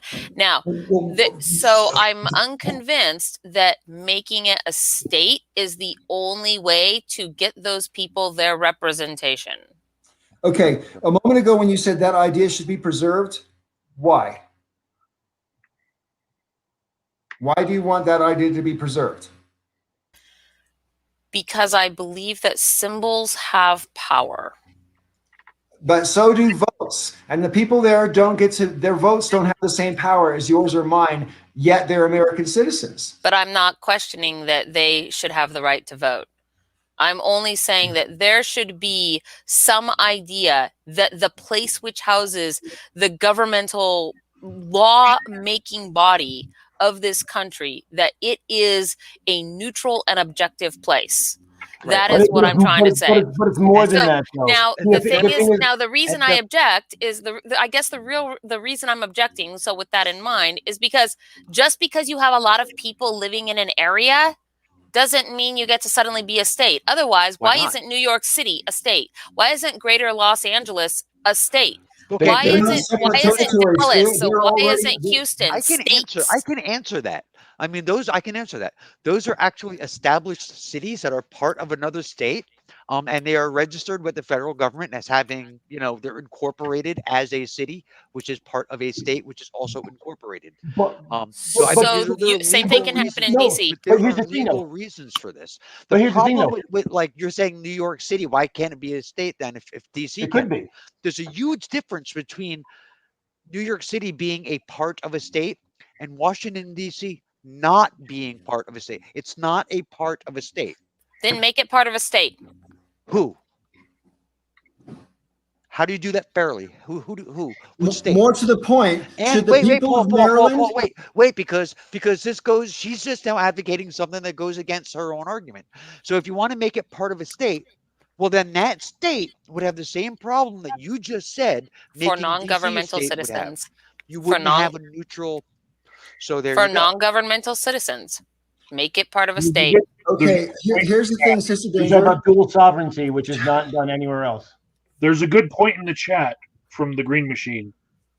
None of the borders. That's the same point. That's the same point I was about to make. I mean, what if the people of Maryland don't want Washington D.C. or what if the people of Virginia don't want Washington D.C.? What if they don't want it? I mean, you can't force another state to take a state on. And the people of D.C. have voted multiple times for statehood, and now they've got finally some support in the House of Representatives. And I think it's well past time. Well, here's the other thing too: is that at the time when the country was founded, almost no one lived in Washington D.C. So it was literally like a bunch of government buildings and basically a few businesses that supported the locals, and that's it. Right. It now has at least 700 and something thousand people. So, again, that's more populous than a few states we do have. And as far as New York City becoming a state, it could. If the people of New York City decided they wanted to break away, there's means to do that. Same thing that people in California have talked about, splitting California up into one or two other, either 2 or 3 states. So that could happen. So if they're allowed to do that, why not DC? A couple years before I was born, Hawaii and Alaska became the 50th and 49th states, respectively. And you could argue that, they're not part of the contiguous U.S., so why should they be granted statehood? I'm sure those arguments probably did go around. Should they be granted statehood? They're not connected. They're not connected. DC is connected. DC has citizens, like I say, who are Americans in almost every other way, except for the sense of representation that they have within the federal government. And it just doesn't seem fair to me. I'm pretty sure if I lived in DC, I'd have an axe to grind about it. Yeah. And now as far as Puerto Rico goes, yeah, I think it should be a state too. And as I just found out yesterday, they had a referendum in 2017 and voted overwhelmingly to become a state. So yeah, we should do that also. But the thing is, you can't say, well, Puerto Rico is not yet a state, so that's a reason why DC shouldn't. That doesn't track. I didn't say that. What I said was Puerto Rico first. Yeah, but I mean, there's a whole bunch of states who are very young. What difference does it make? I mean, it doesn't seem to make any sense to me that for some symbolic purpose that we should not. The whole point, or one of the features of the United States government that was built into it from the beginning was that it was mobile, that it didn't need a capital. That was actually an argument that was made at the time. We don't need a capital because our government is mobile. It doesn't have a home. The government is where the leaders are. So what difference does it make then if we make DC a state? Well, then why don't we move the capital of the United States every 10 years? But we have moved it before. It's already moved several times. It was we started off in Philadelphia. It was in New York City and it was in Philadelphia. Yeah. So the capital has moved. So another thing I just want to point out, I mean, a lot of states are, round about, give or take, say 100 or 120. A lot of the states that have straight sides, like Colorado, for example, and Wyoming, and they were territories, American territories for years and years and years, just like the Virgin Islands are now, or Guam, or Puerto Rico are territories still. And they applied for statehood and were granted statehood. It only makes sense to us now because it's all contiguous, so it seems kind of obvious. But the people when they were just American territories and not states, the people there also didn't have the same rights of people who were in fully fledged states. Like California was a fully fledged state in, I think, 1851. But there's lots of states between that and the Mississippi that were just territories at the time that weren't really full states, and people didn't have their full rights. Right, and I think every American should have as close to equal representation as we can make it. And yeah, for that matter, I think that if Guam wants to become a state, let Guam become a state too. So one of the reasons that the right has been against adding states is because their belief is that these new territories, these new states, would vote Democratic. They would vote left. And that would harm their potential of running the country. And as far as Washington, D.C. goes, they're probably right. D.C. would probably vote left every time. But Puerto Rico? No. Yeah, Puerto Rico's not conservative. necessarily. Joe Kazum is your best friend in the chat right now. He actually spelled it correctly for all intents. He did. I love Kazum for many reasons, and that's just one. Not intensive purposes, but intense and purposes. So I'm now thinking, based on Sister Danger's visceral knee-jerk reaction to DC statehood, that it's genius. Because for her to be saying, well, what about Puerto Rico? It's obviously not got the same reasons that we kept DC not a state, because it's not the capital and it doesn't have all those other things. If all of the conservatives have that same knee-jerk reaction of, well, what about Puerto Rico? Maybe we can actually get Puerto Rico to be a state. I'm all for it. If you just sit on the DC plan for a month, they'll all come to the conclusion, hey, what about Puerto Rico? Genius. But the funny thing is, I think sorry. I think part of the reason why the House hasn't put forward something for statehood for Puerto Rico is exactly what Rob said, is that it could go either way. It might not, be beneficial, which is a shitty reason not to do it. Yeah, that is a very crappy reason. In order to make amendments to the Constitution, you have to have 2/3. The more we add states and senators, the more difficult it becomes to get that 2/3. I mean, Why? It's supposed to be difficult to amend the Constitution, though. yeah, sometimes I think it's too difficult, but I don't know. If we allow Puerto Rico to be a state, can we still throw toilet paper at them? Can you still throw toilet paper at anybody, or did you lose that ability? Do you Paper mean may towels, you or paper can towels. you? Hey, Cowards. I don't get that joke. Tostones and mofongo on every corner. What? You don't get the joke, Sister Danger. Sister Danger, when Trump went to Puerto Rico after Hurricane Maria, he famously threw paper towels over the crowd to people to sort of help them, clean up the disaster. He threw paper towels to Oh people. my God, you fucking Marie Antoinette bitch. Put that You guy in a didn't know about goddamn this? guillotine. No, I didn't know that. What a fucking prick. Pardon my French. That is remarkably angering and insulting. Yeah. I hate him so much. You're the reason the French chopped people's heads off. Yeah, right. You are that. That was good. I gotta give you that one. So Sorry, I just had a string of expletives right there that Nothing wrong with it. Buddha Sometimes out with Hitler. The former guy was on Hannity this week. I didn't watch it. I literally watched like 30 seconds of it, and I got so sick of it. And I remembered how glad I am not to have to watch Trump every day. But he's on there, basically trying to prepare himself for another presidential run and all this kind of stuff. And Sean Hannity's basically bloviating the guy. It's disgusting. And I don't know, maybe I shouldn't be surprised, but I'm really surprised that they're not abandoning Trump. I mean, he lost and lost and lost and lost and lost. And, No, see, here's the thing. As I said many times, Trump isn't a cause, he's a symptom. He is what they've been heading for this entire time. So if he showed them that they could say the shit out loud and get away with it. So now they are. And that's the thing. I was reading an article today about that. Like, basically the Republicans have now gone Trumpist without Trump. Like they don't need him anymore to be him, basically. Do you think that they're getting away with it, or if there's a difference between saying it out loud and getting away with it and saying it out loud and being successful because of it? I think Trump is not Trump might have been successful because of it in a way that imitators like Josh Hawley, for example, or Ted Cruz, or I don't know, a few of the other ones. I don't think they have the same kind of cult of personality potential that Trump did. And I think if Trump gets, like, say, for example, indicted by SDNY between now and the next election, seems pretty likely, then it will be one of these pretenders, trying to come up and out Trump. Yeah. And it's kind of like it's trying to out Fonzie the Fonz. You know what I mean? It can't be done. Yeah, I mean, the thing is that for that core that it works for, they don't care who the messenger is. But it's the people in between that were kind of swayed, that those are the ones that the Republicans are likely to lose.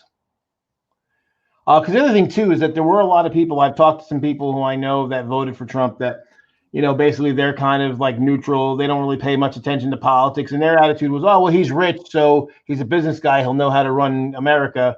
And then they kind of tuned out and didn't really pay attention to the rest of the shit. But yes, those are the kind of people that I think will not be swayed by DeSantis or any of those guys.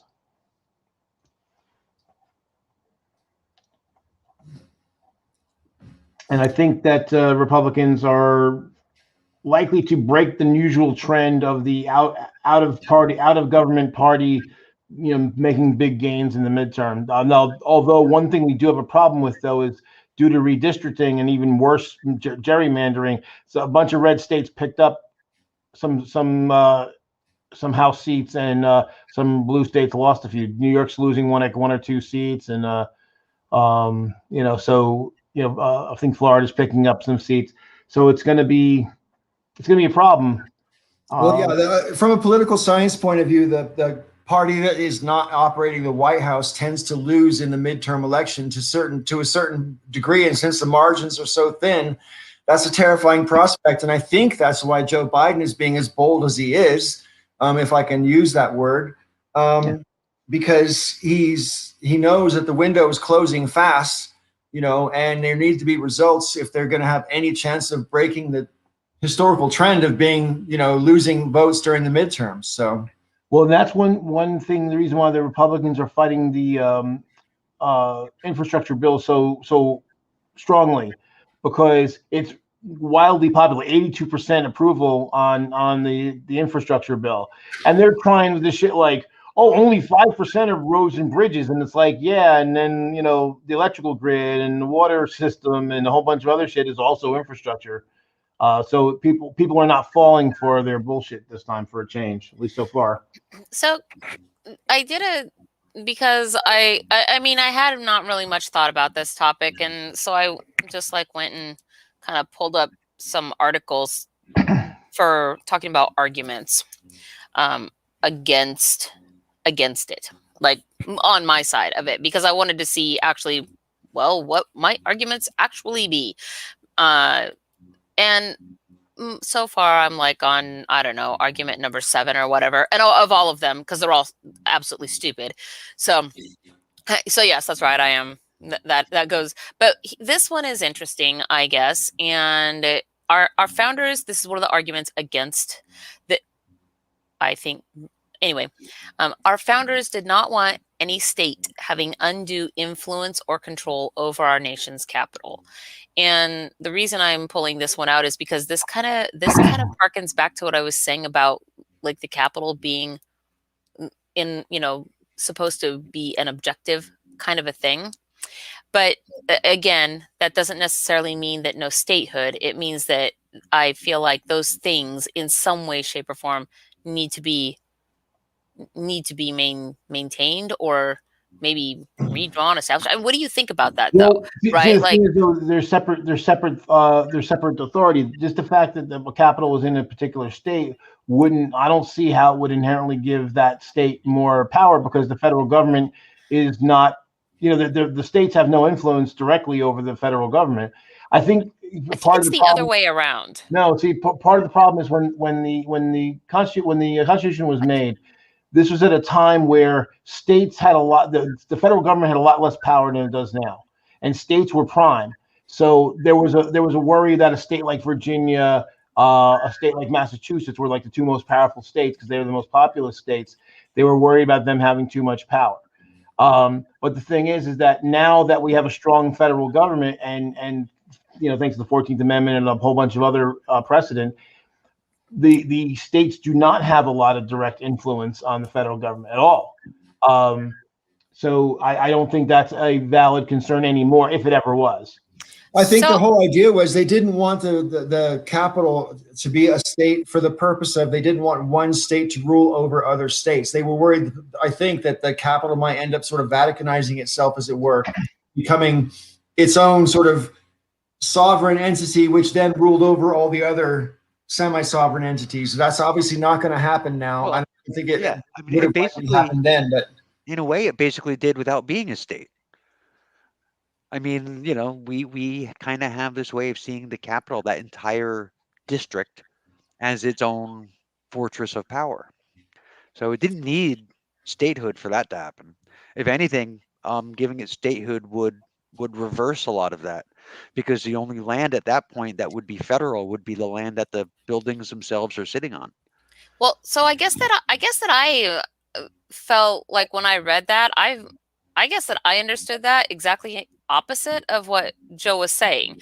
That if Washington, D.C., all of it, were to become a state, that means that the actual physical governmental buildings and military holdings now are within the area of Washington, D.C.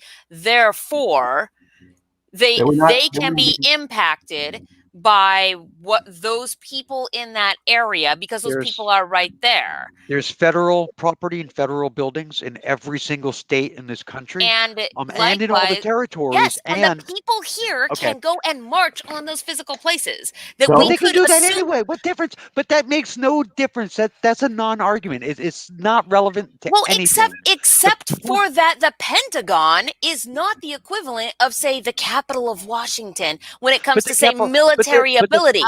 Okay, listen to me. The capital of Washington, right, is state, right? It's a city it's a capital of the state. Washington D.C., the Pentagon, is on federal property. I get that. Isn't the So- Pentagon in Virginia? Technically, I think it is. Yeah, it's in. Think it might be. Isn't it I Crystal have City? no idea. Let me 'Cause check. it's not technically in D.C. I think it's in Crystal City. I think. Pentagon is in Arlington, Virginia, so that's irrelevant. Arlington. And people could march on the. And actually, I would love to see idiots try to march on the Pentagon because that would end very badly. That would. Uh, But the point is, even though the Pentagon, and that's actually even better, the Pentagon is in Virginia, right? But the land that it's sitting on is federal land, meaning that technically it doesn't really belong to Virginia.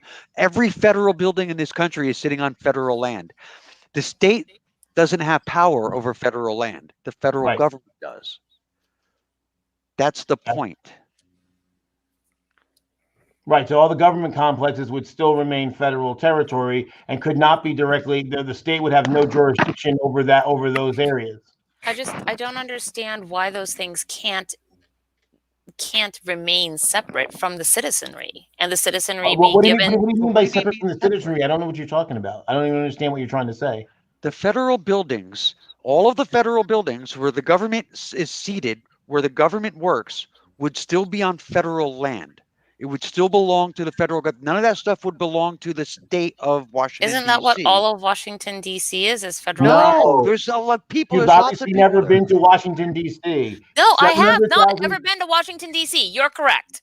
I'm You're sorry right, that so I you're don't know talking every in fucking complete thing about this ignorance. argument. For You're Christ's talking sake, in complete ignorance then. That's the whole point because you're talking about things that don't fucking am I not exist. allowed to speak about things that I Well, don't know about? Well, you should ask Oh. questions. Am I then not instead of making allowed to like, declarative have a declarations. position or an idea and be like, "This is what I think"? Right. But you're Right, taking a and we're strong position trying- about No, something but you have you're- very little knowledge You're about. That's- not. Rob is. You're just dissing on me. Rob is at least trying to explain some shit to me. Because I tried to explain it to you and you keep And I fucking wouldn't pushing back listen. with God damn stupidity. it, woman. Listen. Okay, so I have no idea. I don't know. Hey, Mike, how are you? How are those Neckos, you piece of shit? This is my last one from the roll. I just looked it up and I found out I could have had a whole roll of just the chocolate ones. Yeah, you can get just chocolate. Yeah. What is it? Yeah, this is my first Necco wafers roll completed. What is a Necco wafer? I didn't know either, really. So Oh God, you were all sheltered people. or we're just too young, maybe. What is a Necco wafer? It's candy. Actual candy? Yeah. It's What's one it- of the oldest kinds of candy in the country. Oh, are those things that come in wax paper? Yeah. Oh, is that what they're called? Oh, Yeah. I know what they are. I just didn't know that's what there they you were go. called. Huh. Interesting. Okay, so hey, what's up, Brian? Brian. Hi. So I don't Can understand I- what you mean by keeping the citizens separate from the government. Like I don't know what you mean by that. So Um, I would expand on that idea and say, how about Virginia takes over by moving its border over the neighborhoods where the white people live, and then like Maryland takes the rest of everyone else who are her upstanding citizens in America, right? And then just the federal buildings remain in that that void, that limbo of not being able to have the capital district. legal representation. Go I ahead. know I'm a newcomer. I've missed a lot of the conversation, Mhm. and I know that I'm a non-American citizen. But how's this for an idea? Why don't you let the citizens of the District of Columbia choose for themselves? They have. They did. There you go. There you go. They chose statehood. And that's the thing. DC is 68 square miles. Only a small portion of that is actually occupied by the government compounds. You know, the Capitol buildings, the White House, that whole zone. The rest of it is just neighborhoods and pizza shops and all sorts of regular hotels. There's it's a city. just like every other place. There's a city there. I mean, it's a city. It's a city. It's urban as fuck. It is a city. And I don't know if Peach made somebody else made this point, but while I was connecting, but Peach suggests that I think this is what she's suggesting, that those buildings could be designated nondescript when it comes to their jurisdiction. They already are. They're federal land. They already are. They're federal property. It's a Yeah. federal So what I'm saying and what I think she's suggesting is that very much like the UN building, it would have its own status. So right. and they already do, and that's the point why it doesn't matter if the 68 square mile District of Columbia is a state or not. It doesn't matter as far as the government's concerned because it's already its own separate entity. When there are votes in Congress, normally, not like say in a time of COVID, are Congress people not required to be present in order to vote? Not always. Not always. No. They can proxy vote. Is this like a separate different so point? Like no, but does a state not have the legal ability to close its borders? No. Washington can't close its borders, can't to another state under, say, some kind of an emergency condition or whatever. If that's because like these are just some of the things that I'm thinking about. Like so if that's the case, if a state can close its borders or cause restricted access, under say emergency or conditions, because there's federal laws. The Constitution actually would take supremacy. It's part of the supremacy clause of the Constitution. So they can't like close off a state like that and let not anybody in from any other state because it would be unconstitutional. Right, because interstate is regulated by the federal government, not by any individual state. Every time I've driven between Arizona and California, I have been going through checkpoints where they do stop everyone and ask, do you have any bananas? Yeah, but that's different. Seriously. That's different. It's not the same thing though, Mike. Okay. There's checkpoints all over the place. But I mean, they're stopping you, but they're not keeping you out. They are screening, they're monitoring for items that they don't want to have cross the border. But they're not keeping you out. You still have the right to cross the border. I get the distinct impression that the people who are in cars full of brown people get stopped for a lot longer than I do. Sure. And so I feel like they are screening for people in a way, maybe because we're closer to the Mexican border, but they are kind of stopping everybody on the way in. I have firsthand experience of this. Yeah. When I was visiting exiled in Texas, and we drove up to visit you. Yeah. We had a mandatory stop at the New Mexico border, and exiled was telling me at the time when they directed us over to a parking lot and told us to stop, this is unusual.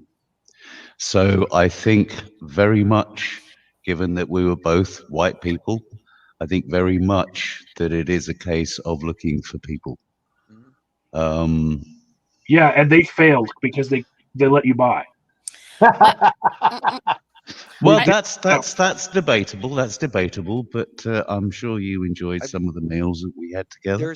There's a federal law. There's a federal law about within so many miles. I don't remember what it is. It's like 90 miles or something like that. 100, Of the 100 border. miles from any 100 miles from any border or the ocean. Yeah, or the ocean, that they can basically stop anybody for any reason looking for people who are here illegally. And it's, it's a horrible, horrible thing that they do. But only funny because I guess it doesn't affect me at all. But when they stop people 100 miles from the Canadian border looking for Mexicans, that's interesting. Yeah. Well, I mean, Bef- is it? Is it what interesting? Yes. That Well, I would- guess. So I guess- sorry, just to interrupt really quickly. While I was gone, did you guys solve DC statehood? Wow. Yeah. yeah. While the we're only- in a lull between topic, oh sorry, Sister Danger, you carry Oh, on if you. I was just gonna say still the on only this. reason I asked whether or not that's interesting is because that would be interesting, I guess, on the western side of Washington, but not necessarily on the eastern side of Washington or Idaho, where there are enormous immigrant populations that basically, do all of Mexicans? Oh, okay. yes, Oh, yeah. yes, because that's where we have all of our orchards and Well, other such I things, know- and those are largely worked by are- Mexican immigrants. we so. we are like right on the border basically of New York State. We're in New Jersey. We're on the border of New York. And like I can throw a rock that way and hit the state of New York. Anyway, Like in New across York, the- that sounds silly. Here, that doesn't sound as silly. That's the only reason I said that. Well, I'm let me finish. Let me finish. The next town over, lots and lots of Mexicans. But then again, that's where most of the onions are grown. That's all onion fields. It's the black dirt region. Pine Island, New York has a lot of Mexicans. So What does black dirt mean? it's Just dirt. that's just black. rich soil, because rich soil is very dark. That's what I'm It's got asking. a Is that- certain There you mineral go. content. okay, that's all I'm asking. I mean, well, the thing about, and not to go down too far down the undocumented worker rabbit hole, but basically, if the right wing actually cared about, keeping people out in that way, they would go after the companies and sanction the companies that hire them. But they don't, because they like having a near slave population that can be exploited, but it plays well to nativists and they can get votes for it. So they play both sides. They allow it to happen and then they decry it and get votes for it. Ah, slave populations. Isn't capitalism wonderful? Well, slavery existed long before capitalism did. So capitalism has a lot of problems. It didn't invent slavery. No, it didn't invent it, but let's be real here. Capitalism would not survive without an exploited underclass. All No. of it sounds really creepy in the Queen's English. I'm sorry. I guess Doesn't change the fact, Mike. I mean, as long as I feel that the function, the objective function of the government is not impeded, I don't care how many states there are. That is the only thing that is a hang up for me. Right. And so if that And- can be maintained, why do I care? And there you go. And there's then that kind of answers it, because there is no reason for you to care about it, and there is no reason for there to be a hang up, because like I said, the federal government owns the land that the buildings are on. So it wouldn't matter what state it's in, or if it's a state or not, because that land that the buildings are on, where the government lives, is still federal land. Well, right. But this is why I was asking about like traveling, for example, because it would be impacting if people were required to be present, for example, if they must be physically present to vote, and they are physically situated in the center of a state which has the ability to then monitor its borders and to pull people aside and to detain them. But Because that- if those people have to cross those borders to get to the But- place where they physically can vote, but that now would you be- have a state that has impact and power and control over a but that federal would be, place. but that would basically be an issue anyway, because senators and House of Representatives are from all over the country, and they would have to cross through states to get to Washington, D.C., whether That's it's a my state or point. not. And any state in between, Wait, if they what? had the power to prevent travel, could do that. So, I mean, it's a problem that would already exist if it was a problem at all. Right. Yeah, I Yeah, agree with yeah, that. yeah. And as I mean, Rob I agree. That doesn't Rob change the already situation for DC It- also then having the but it makes extra it added ability though. it It makes it a doesn't non matter though because but it you makes guys it like it makes it clarified that federal that but it, that's yeah, it makes it a non-existent so problem though. I Well, know what I'm saying is you guys clarified it. Fuck. I'm agreeing with you. I'm just saying like this was Okay. one of the things that like occurs to me and you guys answered the question. Great. Wait. Problem solved. But you're not allowed to agree with us.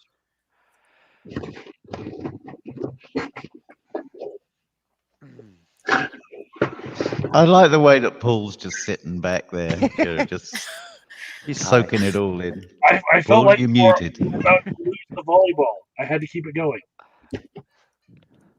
All right, so now let's tackle Puerto Rico. Okay. Before we tackle Puerto Rico, I must address a glaring error that I made last week as I was leaving. I attributed something to Douglas Adams that actually belongs to Carl Sagan, and I apologize for it. you should feel ashamed. No, I dragged myself across the floor on my knuckles to make this correction and apology. Well, I'm in direct spiritual contact with both Carl Sagan and Douglas Adams, and they say it's cool, dude. So yeah. Can I touch your bald head? I want to be in direct contact with them too, even if by proxy. Are we changing the topic? Sure. so. Can somebody explain to me what in the hell happened with Richard Dawkins this week? Getting some honorary award or award he was given stripped away He's from an him. idiot. I mean, what? Richard Dawkins has I been tried to fighting look up dementia for some time. He's been what? He's been fighting dementia for some time. Actually, really? Yeah, that's what I understand. They took an award away from a dude for making anti-trans comments that has dementia? Well, I don't know what the comments were. I actually tried to look them up. I couldn't find them. So when I say anti-trans, I'm like, well, I don't know what he said. Therefore, I don't know if it was actually anti-trans because I don't know what he said. I tried to look it up because I was like, wait, what? What? He's said a number of things over the years. Let me see if I can find it though. Yeah, he has said a lot of things. I mean, he's said stuff about Muslim women and all kinds of stuff. He's The atrocious things that he's said aside, he was voted Humanist of the Year for 1986, I believe 90. it was, or was it 96? 96? Oh, Jesus Christ. That's like 25 years ago. Yeah, I mean, what he did then is not who he is now. So you can't retroactively, let's say, you couldn't retroactively remove, let's say, a Miss Texas crown Right, 20 like, years I after don't- the fact. So You can actually, but that's okay. okay, all right. Bad example then. But I don't. okay, if you can, then what They the fuck? they can lose their emeritus. I don't know what you call it specifically, but they can lose their crown titles after Yeah. the fact. They're expected to upkeep us, whatever. I don't think it makes a whole lot of sense to remove. I don't think it makes a lot of sense to remove an award, or some kind of an honor that was made so long ago. I don't think that makes any sense at all. But at the same time, I really don't give a shit enough about Dawkins to really be bothered by it. So But did he do yeah, it's something a great new, or did overrule. somebody just dig through his Twitter history and go, No, "This guy's a no. jerk"? he said something new, but he's always Yeah. saying something these days. Here's one of the things that he said, Okay. and this isn't the only one, but this is the Okay. most recent one. He said in 2015, Rachel Dolezal, a white chapter president of NAACP, was vilified for identifying as black, wrote Dawkins on Twitter. Some men choose to identify as women, and some women choose to identify as men. You'll be vilified if you deny they are literally what they identify as. Discuss. So he basically, it's trans denialism. What? Yeah, it's trans denialism. So, again, my whole thing about, I don't give a fuck about the award, take it away, don't take it away, I don't care. But basically what it comes down to me, was more the reaction of the people who got upset. It's like, look, the atheists were free thinkers are supposed to be without any kind of, there's no leadership, there's no grand poobahs, there's not supposed to be any orthodoxy. But there's so Agreed. many fucking star fuckers and people who suck the dick of fucking everybody who's semi-famous. And it's like, we shouldn't have heroes. That's why I said, how many times have I said before, stop fucking, putting people on a fucking pedestal. We're all fucking flawed humans. What matters is actions and deeds and events, not fucking people. And I'm so tired of fucking Dawkins, because again, it's not the first time. He's had a shit ton of stuff that he said that was fucking stupid like this. I don't give a fuck. Oh, hold on. I feel like I must not understand what it is that you just read, because so he said this woman who identified as a black person and was basically, read the riot act for that, right? Like persecuted for that. And Right. okay, and trans people, so dudes who identify as chicks and vice versa, are also persecuted for that. No. He's saying if you don't agree that they are the gender they identify with, then you get vilified. So in other words, he's saying people are being hypocritical because they vilified Rachel Dolezal, who was clearly not a black person. And I would have even given her a pass if she grew up in a black neighborhood, grew up with black people, something, anything. She didn't have anything. She was just a fucking cultural appropriator. And he's comparing that to transgenderism. So he's basically saying, well, you got mad at Rachel Dolezal, basically, but you're. I see what you're saying. We're doing the opposite about accepting trans people. Like, well, fuck you, Dawkins. You're a fucking shithead. Because Rachel Dolezal is not a trans person. She's not trans black. Yeah, I'm glad you brought her up, Joe, because Rachel Dolezal, or however you pronounce it. Yeah. I'm gonna have to say this as metaphoric because I don't know any other way of doing it. But I'm fine with teal identifying as blue, same as I am cyan. Yeah. But when red, tree, and cubic try to do so, I'm sorry, but that's fraudulent. That's not actually a thing. Right. Well, I think it actually kind of speaks. It actually kind of speaks a little bit to the notion that there is a difference between. There's a difference between a cultural idea and understanding of things, just like we consider gender to be a cultural idea. What defines female with regards to gender identity is entirely a cultural construct. We make dresses and pink and whatever, and the same with male, right?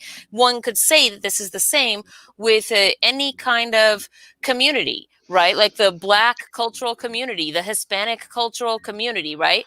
Different, but all of these things, gender included, than literally what your chromosomes are, which we call your sexuality, right? And in other cases, your ethnicity.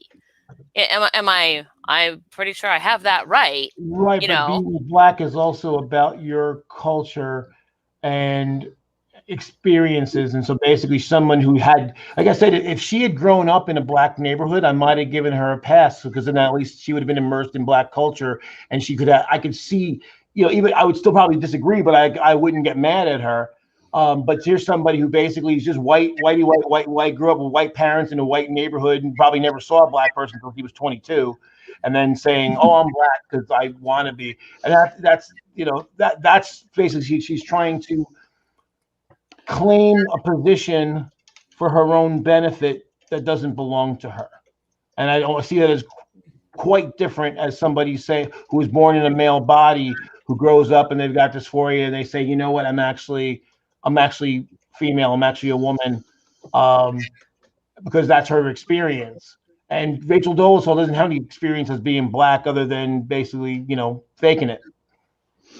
I would have to agree with you, Joe, when it comes to cultural aspects. If she had lived and grown up in a black neighborhood, then I would absolutely agree with you. Then yes, it becomes a slightly blurry line culturally.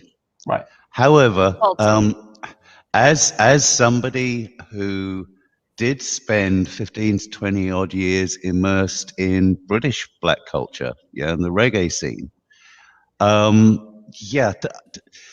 to have the nerve to identify as Rastafarian, perhaps, is one thing. Yeah.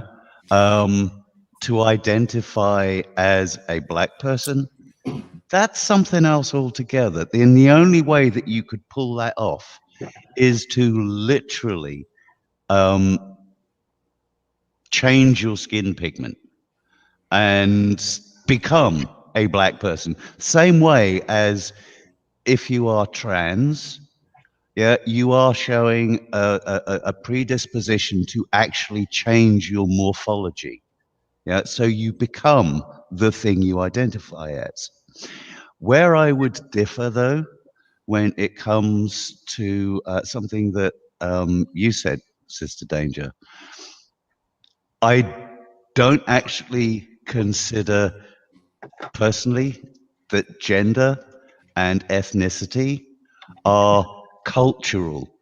I agree that there is elements of them that are social constructs, but cultural constructs, I have problem digesting that, because cultural things are lifestyle, they are art, they are music, they are diet, they are education opportunities. They are the things that your neighborhood provides for you as experience. So, social construct, yeah, I'm with you. Cultural construct, sorry, we're going to have a discussion. Yeah, I mean that's the thing. I mean, you look at someone like me. Okay, so genetically, I'm 45% of African descent. I grew up in a white neighborhood, and with my white grandparents, I speak the way I speak. However, I'm identifiable as non-white, whether I want to or not. um, and I've been, and my experience has been that of someone who is black, again, because I live in a country based on, that's, as we've talked before, as a large white supremacy problem. Joe, you just said something which whether I want to or not, and I'm pretty sure I already know the answer, but would you want to if you didn't, if people automatically assumed that you were not non-white, as you put it? I guess that means they assumed you were a white guy. Would you prefer that? Well, I'll put it this way. I know lots of people in history have, and we call it passing in the black community. And I'll tell you, my answer as an adult is different than it was as a child. Right. As a child, my only experience of being black was horrible. Right. Because basically it was anything in relation to it was just bigotry and just terrible shit. I didn't even refer to black myself or other people as black. I used to say people like me, because I was so traumatized for being black, and that it was such a negative association for me. It took years, and to show you how white supremacist this culture is. And mind you, my grandparents were not bigots, and they did their best to try to make me understand that I was nothing wrong with me and all that. But because of those cultural things we talked about, like with the police and everything, I didn't feel comfortable sitting in a room full of black people years ago. It was weird for me because I had never experienced it. And now, Rational Warrior, I'm pretty sure. I know you Sure, know. yeah. So, he and I have talked about this. He and I, we've experienced bigotry in different ways. He experienced institutional bigotry because, he lived in Baltimore. It's a city that was, predominantly black city. So it affected funding, it affected policing, a whole bunch of things. I didn't experience that because I grew up in a white suburb. I had the more of in-your-face bigotry where people were calling me names and threatening to beat me up and stuff on a fairly regular basis. He didn't experience that because he wasn't where there were lots of white people. But we both have a black experience. So now, over years of having to learn about it, I feel differently, and I am who I am. And I would not, at this point, not try to pass. In fact, if anything, I've made the point, like during the Trump era, when bigots were coming out of the woodwork, I point out, not only am I black, but I'm also part Jew. And I bring that up too, because I'm kind of like, fuck you, bigots, in your fucking face. Right. I want to say that listening to you guys talk about Rachel Dolezal, I actually feel more sympathy for her in that when you point out that there was a long time in her childhood that she was not black and had no black around her, uh, it reminds me of a comedian I recently saw who talked about a scenario where her uncle would not recognize her as a woman because he knew her as a boy. And for that whole childhood, she didn't present as a woman.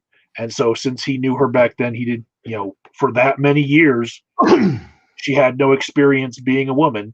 He used that as his reasoning, to not recognize who she wanted to be now. And I can't hold that against Rachel Dolezal pretty much in the same way. And so, when I look at Richard Dawkins' tweet in that light, I don't feel like the point he's trying to make is correct. I think the opposite is. We should have had a lighter hand for Rachel Dolezal. That was what I thought was meant by his tweet. That's what I thought the point that he was getting at was that we were mistaken towards her, not that's towards the opposite of his point. He's thinking we should be. But did he clarify that, or is that just what people latched onto it and decided he meant? Because he made a distinction which was very milquetoast. So but again, he's not the first time he's done it though, which is why I tend to think he's just trying to not be in hock. But actually, Mike, I disagree with you though. I think Rachel Dolezal, as I said, I think she was a cultural appropriator. It's kind of like Rob can speak to this way better than I can, but I'm sure we've all seen straight people, who have kind of like glommed onto gay culture when it was convenient to do so. And some of them people even play at it, but then at the end of the day, they're not gay. And at least I know some gay people who really hated that because it's like, hey, you're muscling in on our territory and you're claiming something that's like, you don't like, okay, Rachel Dolezal never had anyone call her nigger to her face. I've been threatened, how many times I've been threatened to be beaten up because of it. She never had to deal with any of that. So fuck her. She's basically trying, she's one of these people. It's like she wants to be a claim victim, like, oh, I'm the person. Bullshit. She didn't go through any of that. So, using that logic from you, I know that there are TERFs out there who will say that trans women aren't women because they didn't have to grow up with the same sort of oppression that. But a lot of them did though, because a lot of trans women were because they were feminized, because they had feminine characteristics, were abused and beaten and all sorts of stuff. In fact, trans women get it worse than like even gay men. So I think TERFs are wrong on the facts there too. I'd just like to say a couple of things. First off, Joe, I didn't know that you had a black heritage until you actually owned it. So I thought you were Hispanic. Or a lot of people do. I've been in a lot of places where there's a large Hispanic population, and people come up to me speaking in Spanish. I've also had Hawaiians who thought I was Samoan, Samoans who thought I was Hawaiian. I have Egyptians who thought I was Egyptian. I've had Greeks who thought I was Greeks, who thought Italians who thought I was Sardinian. I've had, people think I was Indian. I actually had a Sikh guy think I was Sikh. I pretty much passed for anything brown. None of that makes any sense to me because you're clearly Mexican. I've also been taken for a Hispanic, particularly when I'm speaking Spanish. But I'm as Anglo-Saxon as it comes. In fact, I'm probably there's probably more Celt in me. But what was the other thing I wanted to say? Oh yes, cultural appropriation. With the shit that some of us get for things like music and diet when it comes to cultural appropriation. Skin color, I think, is definitely on that same slate. I have to say it.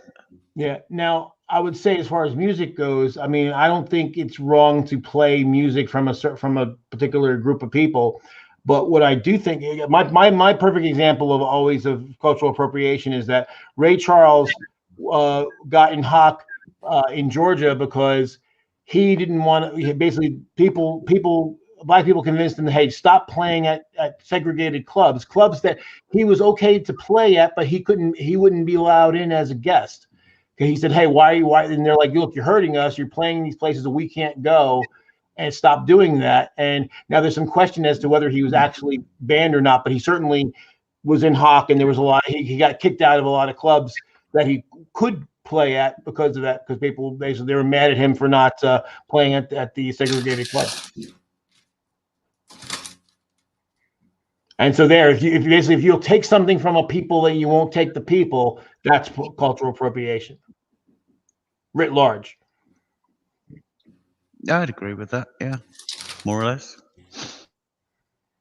I don't know that applies to Rachel Dolezal, though, because she was taking something from the people and then advocating for those same people. Right, but she could have done that as a white woman and not pretended she was black. True story. Couldn't you say that A lot exact less same insulting statement that she about just trans did people? as herself. I mean, sorry. just to, I don't know. I don't No, find that to it's be a not- very it's strong argument. Okay, up to male and female are like, you know, that's sex. That's biological sex. Man and woman is gender, which is a social construct. So she, being a white woman, white is the color of her skin, which is a biological fact. A trans person doesn't change their biological sex. They change the gender that society sees them as. Those are two completely different concepts. So she was trying to claim a biology that doesn't belong to her. Trans people don't do that. Did she try to claim that biology, or did She she said she was just? black. Yeah, she did. And Well, what is the actual definitive percentage of melanin that a person is required in order to officially She be had- black? She had Well, no having black DNA ancestry is more to the point, and black Yeah. cultural experience. You know, She had no African ancestry, nor did she even have any any cultural connection to the black community whatsoever. I'm So, pretty sure She from had to either have some direction. connection. She was like the No. president of the NAACP in Spokane or wherever it was. I'm going with the one drop rule here, and she didn't even have the one drop. Right. Like nothing. if you think transracialism is kind of out there, Sister Danger, let me introduce you to a little thing called transageism. No, I already know about it. 49-year-olds who identify as 8. Well, that's not as bad as transableism. Transableism is the worst one I've ever seen, where people like decide that they have to be bound in a wheelchair because they feel that they're really disabled, even though they're perfectly able-bodied. I mean, that's There's that too, yeah. people. You know what I mean? And they want the sympathy of being disabled, but they don't want the disability. And I just find that insulting to anybody who has to actually struggle to be accepted as a full member of human race because of their condition. Exactly. And as somebody who's gathering disabilities get worse by the day, it's pretty fucking insulting. So, okay, I want to address something that was said twice in the comments in two different ways about race being a social construct or a cultural construct. Yeah, race is a social construct, but it is one we recognize kind of, across the board. We around the world, we all kind of recognize it, but there is only one race, and that is the human race. So, yeah.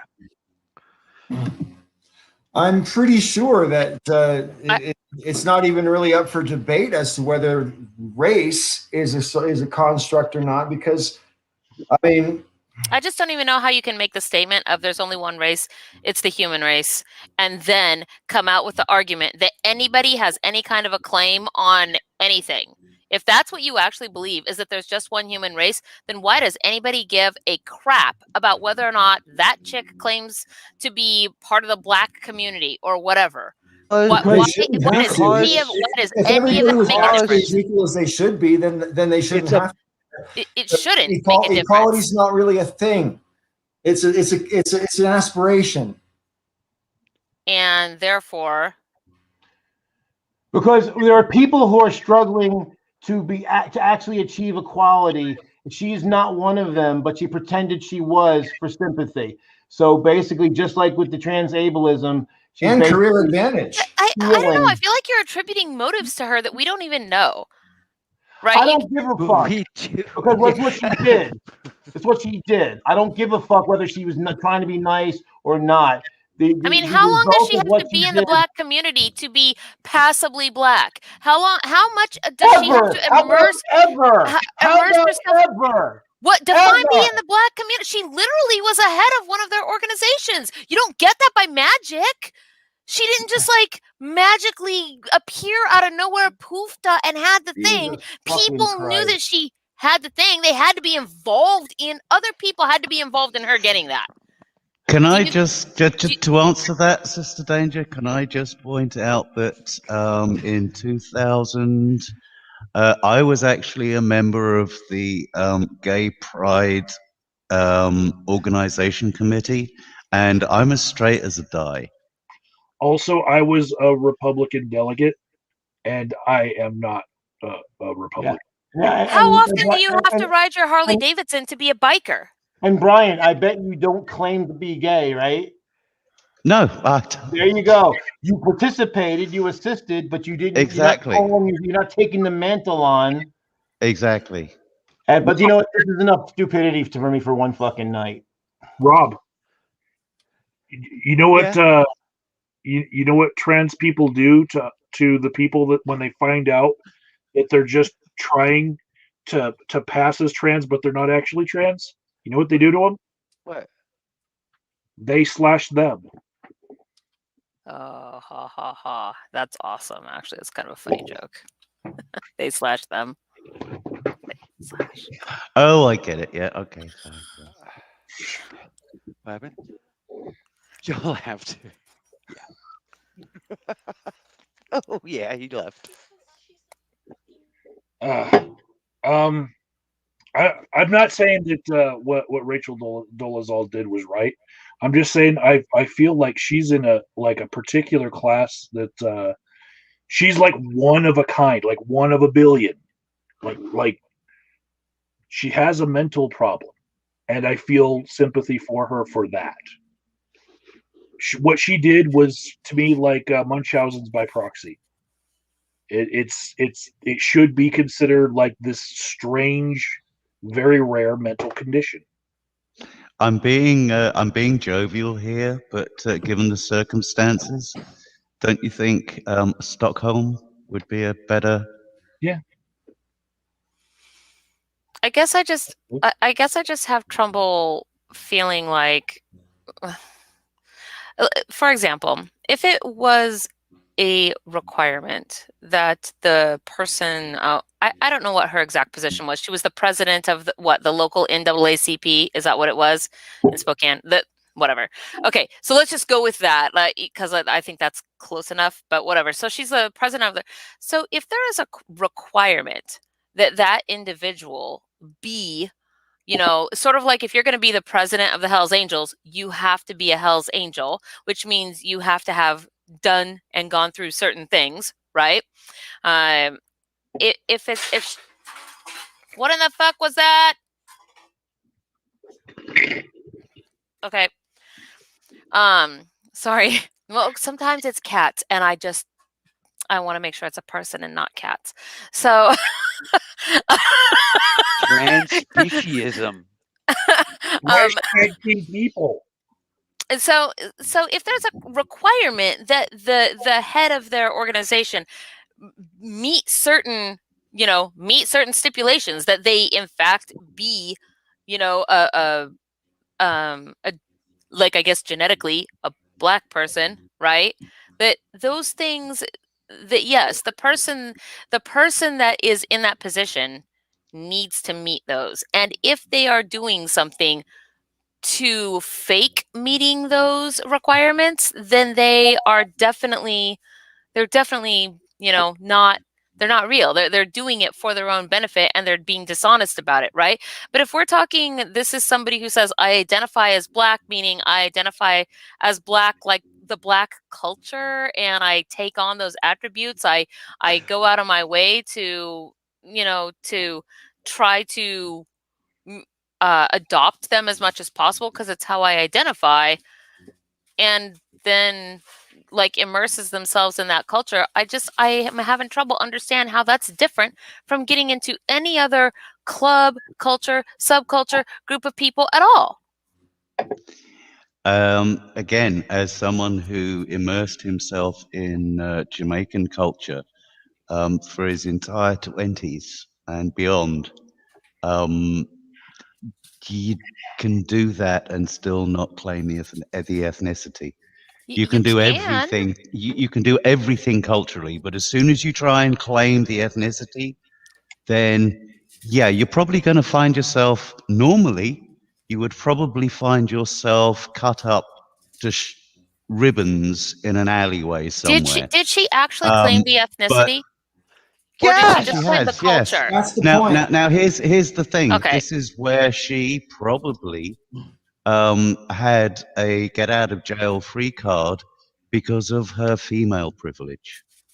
Just throwing See, that out there. my understanding is that she was just doing the thing that she was doing, claiming the culture, because that was what she identified with, and then No, people but went and she- dug up her history and then made an issue out of her history. She posted a picture of herself with a black man and said that that man was her father. And it was not. It was a lie. She was Oh, claiming to that's not be a okay. black. She was claiming to be a from birth black woman with. She was not. She That's was not white okay. bread and yeah. I know that she was white bread. I know all of that. I didn't know about the black man Well, in then the she was. picture. Then of course. Then I mean. That's the whole point. Is she was Like- claiming the ethnicity. I mean, there's nothing. Nobody's saying that you can't identify with black culture and be something other than black. Absolutely. I mean, to a certain extent, all of us do that because there's all kinds of things from, especially in the US, black American culture, which has seeped into and has is pretty dominant over the culture overall, mainstream culture. So to an extent, all of us identify with some part of black culture. But that's not the same as saying I'm black. No, I agree. I totally agree with that. That's what she did, and that is the issue. I didn't That was realize the that she issue. made that That's weird father claim. that That's was fucking weird. exactly, but that was exactly the reason why I made the point about biology. Isn't Male and she? female, right, are biology. Yes. Man and woman are gender. Well, black culture and black skin are two Ethnicity. different things. Isn't that what I literally said at the beginning of Okay, this conversation? but then it's kind of this is just insane. I don't. Isn't that what I said at the beginning of this conversation? I no. differentiated between those two things. No, I did. I no. specifically differentiated between actually being like physically with the genes black Okay, and so black several culture. several people have said that she had been claiming to be black, and you argued against every single thing that they None said. of them said black culture versus black ethnicity. So actually, when we you all say did. she claims to be black, I don't know which one of those two you mean. If you mean one of those two, if you mean all of those things, how do I know that? How do I know that? Am I just supposed to have assumed that you mean all of the things? Because we had a sub discussion on the whole thing of the distinction Yes. between social construct and Which cultural I construct. started. Which I started in order to clarify that exact point. Yeah, but you were making the reason why I jumped in was because you were making the point that social constructs made it cultural, so therefore it was fair game to be assumed. And I made the point that no, hang on, there is a distinction between ethnicity and cultural values. So, Paul, alongside me eating old people candy, Yeah.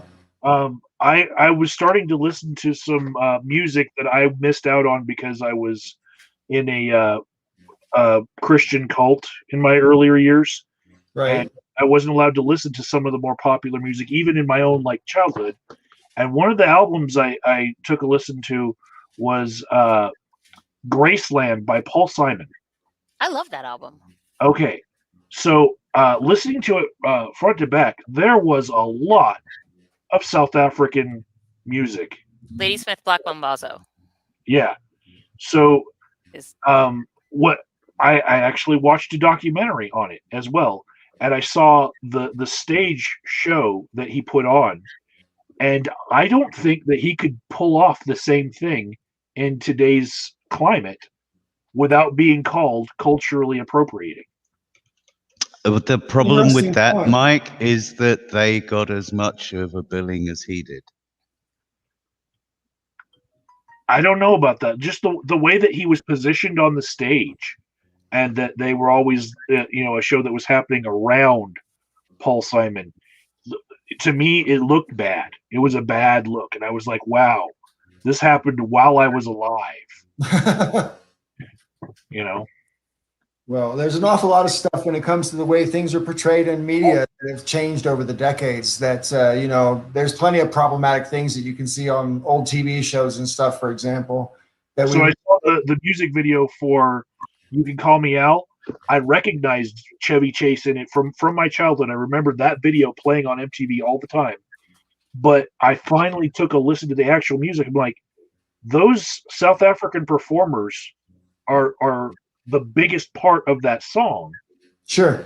and none of them were featured in the music video. It was Paul Simon and Chevy Chase, another white guy. Those were the faces of that music for America and for a lot of the rest of the world. They I don't- put a white face on it. I- And I was like, this is not right. This part of my childhood that I'm trying to reconnect with, I don't You feel okay like. with that, Amy? what was that? Are you okay with that? I just don't know if that's true of that specific song. I literally know that album really, really well because I super love it. Give But it enough- I don't recall that particular song having much of the black, like they don't have a lot of diamonds on the soles of her shoes does. The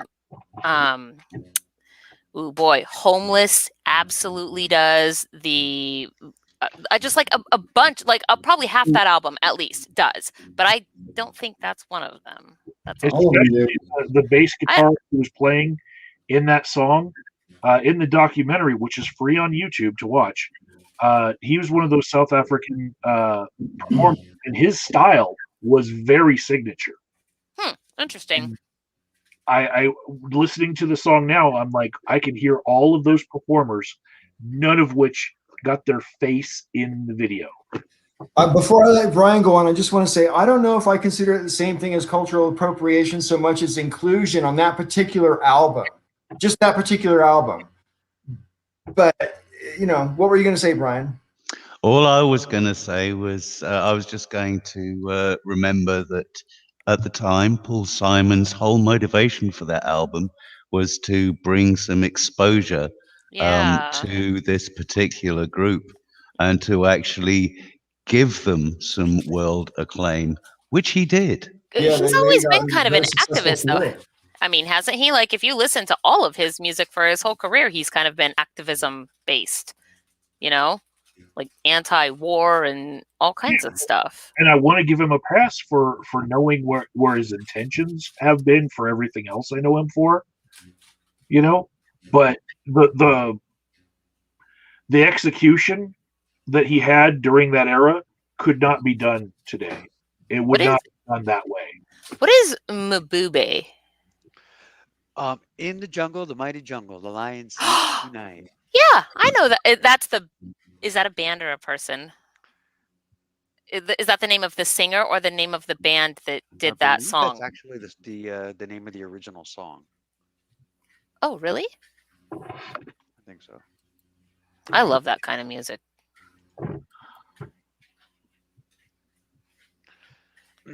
While we're on this topic, Am I not allowed to like it? I didn't hear any criticism.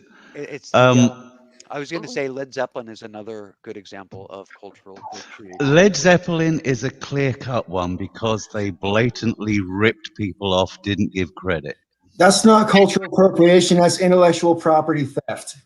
I feel like that's Yeah, such a. there you go. Well, There you go. there Thank was, you. There was Such that. a There was big- very specific things, but I also meant about the style of the music. The Mississippi Delta Black Man's Blues. There's not a whole lot of that happening in England. So Well, I'd proffer a better example.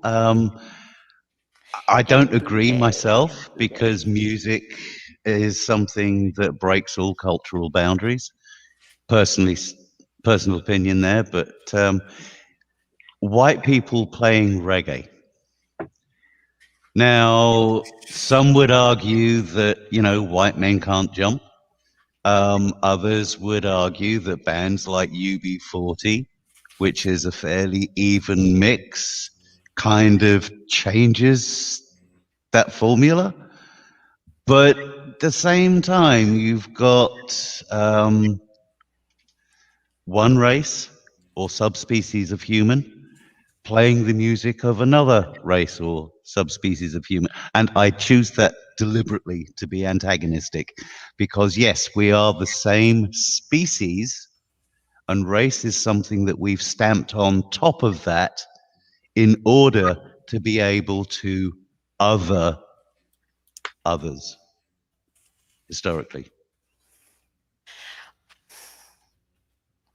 I feel like anything I say here is just gonna piss people right the fuck off.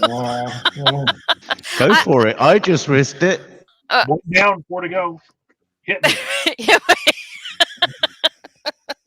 I just want to say there was a movie that came out in I think it must have been 2019. It's a British movie called Blinded by the Light. Rest up like a deuce, another runner in That's the the night. song that this movie's named after. You spotted it. And the movie's about this young British Indian fella who gets into Bruce Springsteen. All right. He's the one who originally did that song. Right. And so he gets not just into that song, but like into the whole working man's, struggle for breaking out of your, New Jersey hometown, whatever thing that Bruce Springsteen, I guess, was all about in his early career. I don't really know. But one of the things that I thought the movie was making a subtle hint at was this concept of cultural appropriation, because as it pertains to music, because there's this kid growing up in, the middle of the 80s in what's the name of that place? Luton. Okay. And so he's facing an awful lot of anti-Asian bigotry and stuff as he's growing up, and he's got a father who wants him to become a lawyer and all this kind of crap, whatever, the typical stuff. And so he could really relate to Bruce Springsteen. And people in his cultural awareness were like, you can't like this music. This isn't for you. But my attitude is, if you like music, it doesn't matter what other people think. If you like a song or a band or a genre, it doesn't really matter. It's like you don't have to justify what kind of food you like to people. You don't have to justify what kind of music you like to people. And the idea that, I don't know, that something as universal as music wants to be owned by anybody, I find kind of offensive. So there are just some things that are incredibly difficult, if not impossible, to even begin to quantify. And things like music and art. I mean, are you going to tell me that Van Gogh, as a Dutch painter, doesn't have the right to paint anything in a purposefully blurry style because Monet and Renoir did it too, and they're French, and now your culture? Because really, how do you, for example, do you think that there's literally anything in your life, anything you have ever written, anything you've ever painted or created in any kind of a way that did not come, the idea from it did not come from something you have previously observed in your life? You think that it just literally came out of thin air, out of nothing, so, like something from nothing. And I guess this is part of the reason that I don't like the idea of cultural appropriation. What I think of a friend of mine who is Japanese and Hawaiian. She said, like, her opinion of cultural appropriation was that it does not matter who is doing the thing. What matters is how they are representing the thing. So are you taking the Hawaiian culture and making it into a joke, or are you taking the Hawaiian culture and like sharing it with others in a positive light? Because if you're making it a joke, that's not okay. If you're sharing it in a positive light, please share our culture. Share these things with the world, right? And I guess that I really liked this perspective of how to deal with cultural appropriation, because the ideas behind that very much overlap. Like, you cannot unhear, especially if you're a musician, you can't unhear all the music you've ever heard. Your style is going to be based off of the music that you like, the music you were exposed to. Every single musician ever has the influence of musicians around them that they've known, and onward and onward and onward back through history. And the same thing with art. And everything is built. Like, it all builds up. These things don't just pop out of nowhere. Nobody just comes up with the idea in a vacuum. And so it's really hard. I see, I don't know. It's pretty hard to just say that, oh, these people own reggae. Well, what does that even really? So anybody who hears it, unless they somehow meet some cultural parameter, can never even have the barest hint of reggae in their music? Because that's Nobody that's said any of that. taking it to its logical extreme. That's where No, that it's not goes. logical. Extreme. Yeah, but unfortunately, that argument has been made and is made. I mean, Eminem was mentioned in the chat room, and a lot of the pushback that he got in his early career, and a lot of the reasons he was denied the stage, was because he was the wrong color. Now, he got through that, yeah? But I'd just like to make a point that Paul was like hinting at when you started. Don't underestimate the power of human imagination. New genres, new forms of music are coming up all the time. Not in a vacuum. And they are not based on what came before Not necessarily. in a vacuum. None of it In a, happens. We in a don't live in a vacuum, vacuum. I'll give you an example of somebody creating a symphony purely out of natural sounds. Like, you don't That's have to give me an new. example. I know.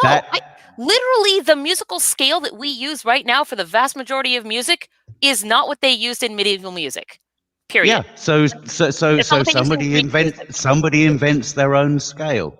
That's a new music. But they didn't do it in a vacuum. That is my point. They didn't have the ability to even do that outside of some people previously had built up to this. It's just like science. Science doesn't get invented in a vacuum. New tools open up new possibilities. Can I want to address something that the Green Machine said in the chat, and it slightly changes the topic a little bit.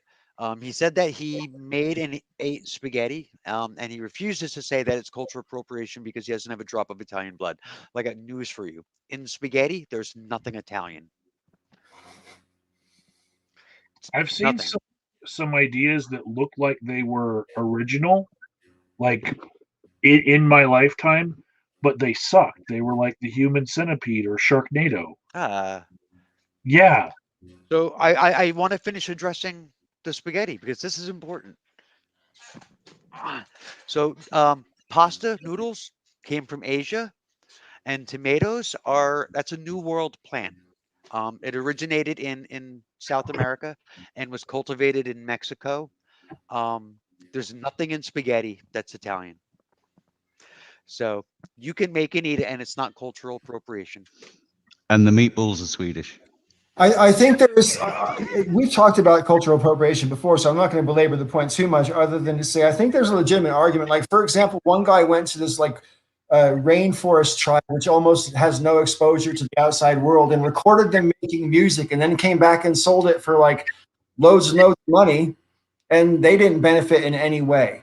And I think what you were saying a moment ago, Sister Danger, about Hawaiian culture and everything. I mean, I don't necessarily think it necessarily matters whether they mock it or revere it, but what matters is if you're making money off of them, but they're not getting any benefit from that. I think that's what people mean when they say the cultural appropriation is going on, because you're making the benefit as an outsider that they're not making. So You know, I agree. I don't agree with know. that idea. I absolutely, but I don't know that I agree with that idea on like cultural grounds. What I agree with that idea on is that you're like, it's just that it's business, right? You're just like if you were to if you were to sit down and then completely kind of rip somebody's riff, dun dun dun dun dun dun dun dun dun dun dun dun dun, and you completely rip that, well, and you don't give any credit, you don't go out of your way to get your whatevers, then then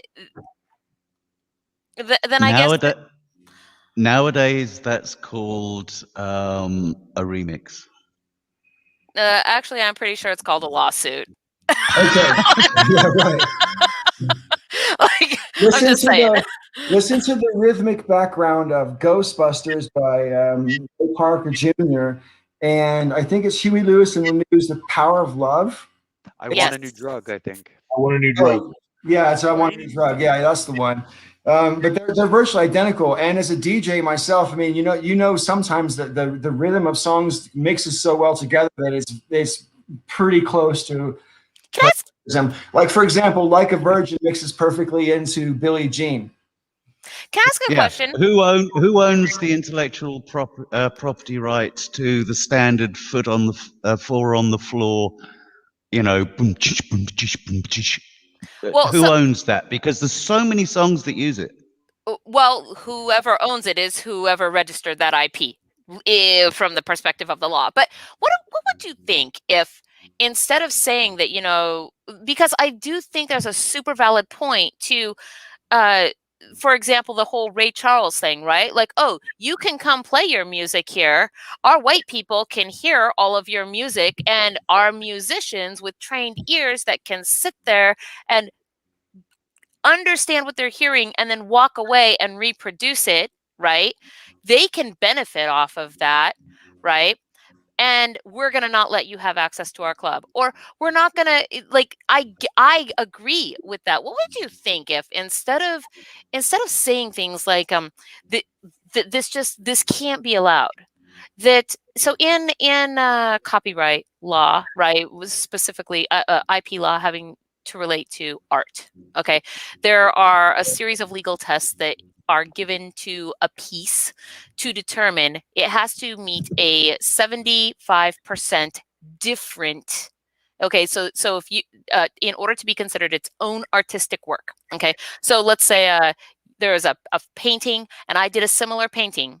If my painting is not considered by the courts to be at least 75% its own work, then it is considered to be basically an infringement on this one if these guys have brought a lawsuit. Okay. What would you think if in order to help with this idea of we're ripping off a culture, right? That if you can't show that the work that you have created is 75% original, that it's not, say, 75% reggae and 25% whatever else, right? That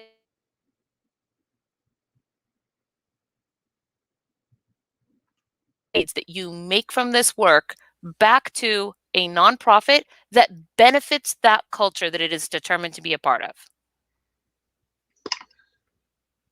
I'd say that's a valid endeavor. Because who owns when it, it comes, right? Who owns the culture? When it comes to intellectual property, there is a group last year that submitted a computer generated, because you got to bear in mind that there are a limited number of notes. And within a finite number of notes, there is a finite number of ways of putting it together. Now, these guys put together a computer program to crunch out all of those permutations, and they registered that, as a means of showing how farcical it was to try and claim property rights on any one sequence of notes, any particular melody. Now, technically, they own the intellectual property rights to every melody that you could ever make Right. from our 8-note scale. Right. So that's kind of where the ball stops legally. Well, Yeah. Now, I when mean, it comes to music artists earning a living, you're absolutely right. They have to prove to a certain level that their work is original. That's why we do that, though, is because artists have to have a way to make a living, because essentially they kind of have this job that doesn't get paid otherwise in our society, which this whole topic I think is just like crazy and bullshit and whatever. The point I was trying to make here is that this is why you can get intellectual property rights on whole songs and not parts of songs. So that riff of do do do do do do do, if you use that in a truly constructive, unique way that makes your song completely different from the original where that riff was used, go for it. You're fine. Well, except for that you're not, because that's basically what Eminem Except that you are. Well, I don't like the way that our society and our law approaches any of it. Like the at only all. way that you're not fine with that is if you lift that particular performance and you use a sample of that in your work. Then you have to pay royalties because you are reproducing somebody else's, literally reproducing somebody else's work. If you recreate it, sure, not true though. If I sit out on my back porch and I play a song or I replay that song, I don't have to pay anybody royalties, right? So no, because it doesn't sound like the original. You haven't lived the mechanical recording. That's where the copyright exists on the mechanical recording. But I guess I just don't, I don't like that to begin with. I feel like there needs to be a different way to ensure that artists get paid, you know, in a much more fair way than having, I don't know, than having to do this rigmarole, because this also makes a gatekeeping sort of thing for artists that can't afford. So let's say I'm super rich, like I've made myself as an artist, but now I can go around all throughout LA, which has a huge scene for bands that are, you know, trying to make it big. I can go listen to all these people and I can be like, because I'm experienced music, I can walk right back into my studio, be like, ooh, I'm going to lay this down and I'm going to give it to my, hey, lawyer, register this now. And then they do, and now I own what I heard from you, and no one ever freaking knows. But this is why I explained you've got copyright that exists on an entire song. It shouldn't even be a thing and at all. You also have copyright that exists on the mechanical recording. It shouldn't be a thing. The only reason it's a thing is because they have to make money. They thrashed this out in the 80s and 90s when sampling became a thing, because hip hop started on the back of what was then technically illegal samplings, and they thrashed this out. This is why you have royalties. This is why you have licensing. This is why you cannot copyright a section of a song. You can only copyright the whole thing. Yeah. The only other thing that you have ownership of is the mechanical recording. Yes, Rob. I just want to actually ask a question of Peach, who is in the chat. Hey, baby, you okay? You all right? Yeah, I don't understand how you're not going to be sleeping on the couch tonight, because you should have spoke up more. You should have filled more of this space. You are the reason for that blood pressure rising. Like, Peach obviously wants to yell at me a lot, so you should just bring her in here and let her yell at me. Yeah, I need to go to bed, so I'm going to drop out. So, Peach, come in, fill the hole. I don't know. I guess I just feel like that the whole approach, the whole IP legal approach to it is terribly misguided. The reason it exists to begin with is because that is the way that artists can essentially protect their work to make money. And if that wasn't a concern, if they were able to, make money in some other way, uh, you know, equal value to their, to their work or whatever, then IP wouldn't be a concern. And all of this, you're taking my 5 notes, you're taking my, I don't know. And I feel like that should be got rid of. I feel like there is a different solution that should happen. Isn't an artist entitled to own their work? Did you just not hear what I said? Well, you're saying that intellectual property shouldn't be a thing, and I'm wondering why. Aren't they entitled to own their work? I mean, it's like you can't have it both ways. So I guess I don't really understand your question, because I don't feel like I said they couldn't own their work. Well, you said that intellectual property shouldn't be a thing, but is the I only way. didn't say that. You did, actually, several times. You said, yeah, but it shouldn't be a thing. I It don't shouldn't feel be a like thing. the way that it is a thing for them should be a thing. Correct. I don't feel like it should have to be a thing. The only reason it's a thing is because that's the only way they can guarantee that they don't get taken advantage of.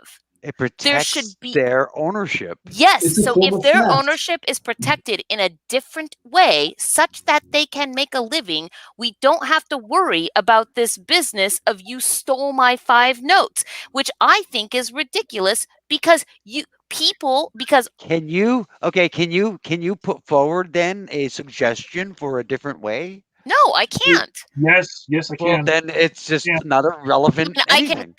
I can kind of put forward some suggestions, but I don't think they're I don't think they're necessarily equivalent to what artists are able to make now. So there would have to be a huge societal shift in the ideas of what things are worth, right?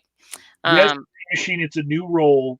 I wouldn't start teasing Rob if I didn't have plenty of roles to keep teasing him with. Okay.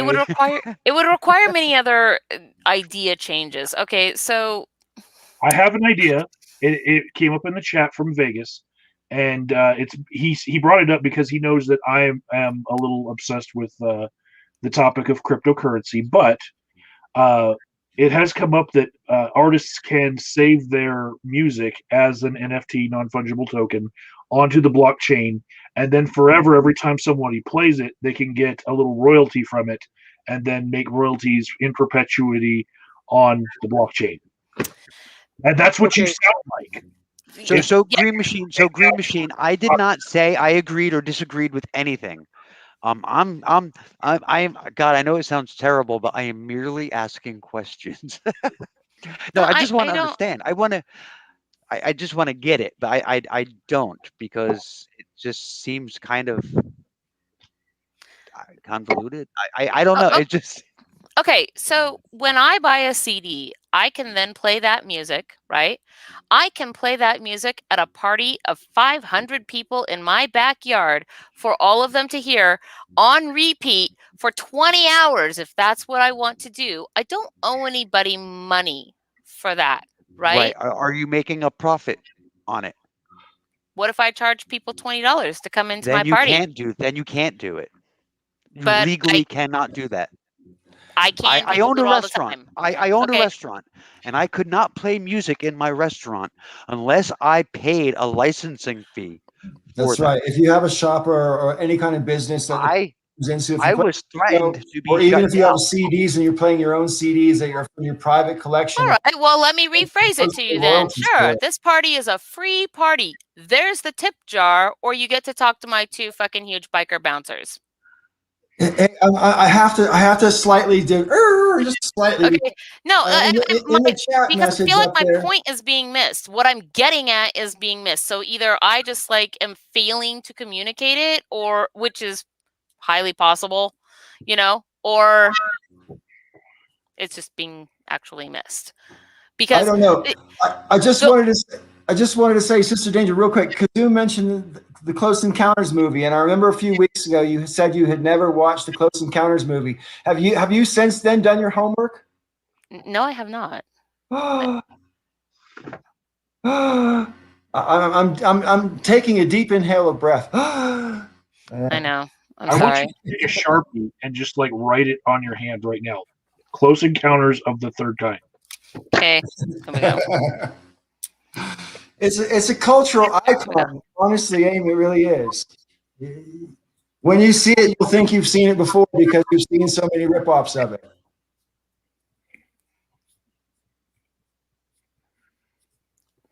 And some other bullshit. That's pretty cool. Whatever. Also, Sharpie. Nice one. Okay, whatever. Close enough. I guess that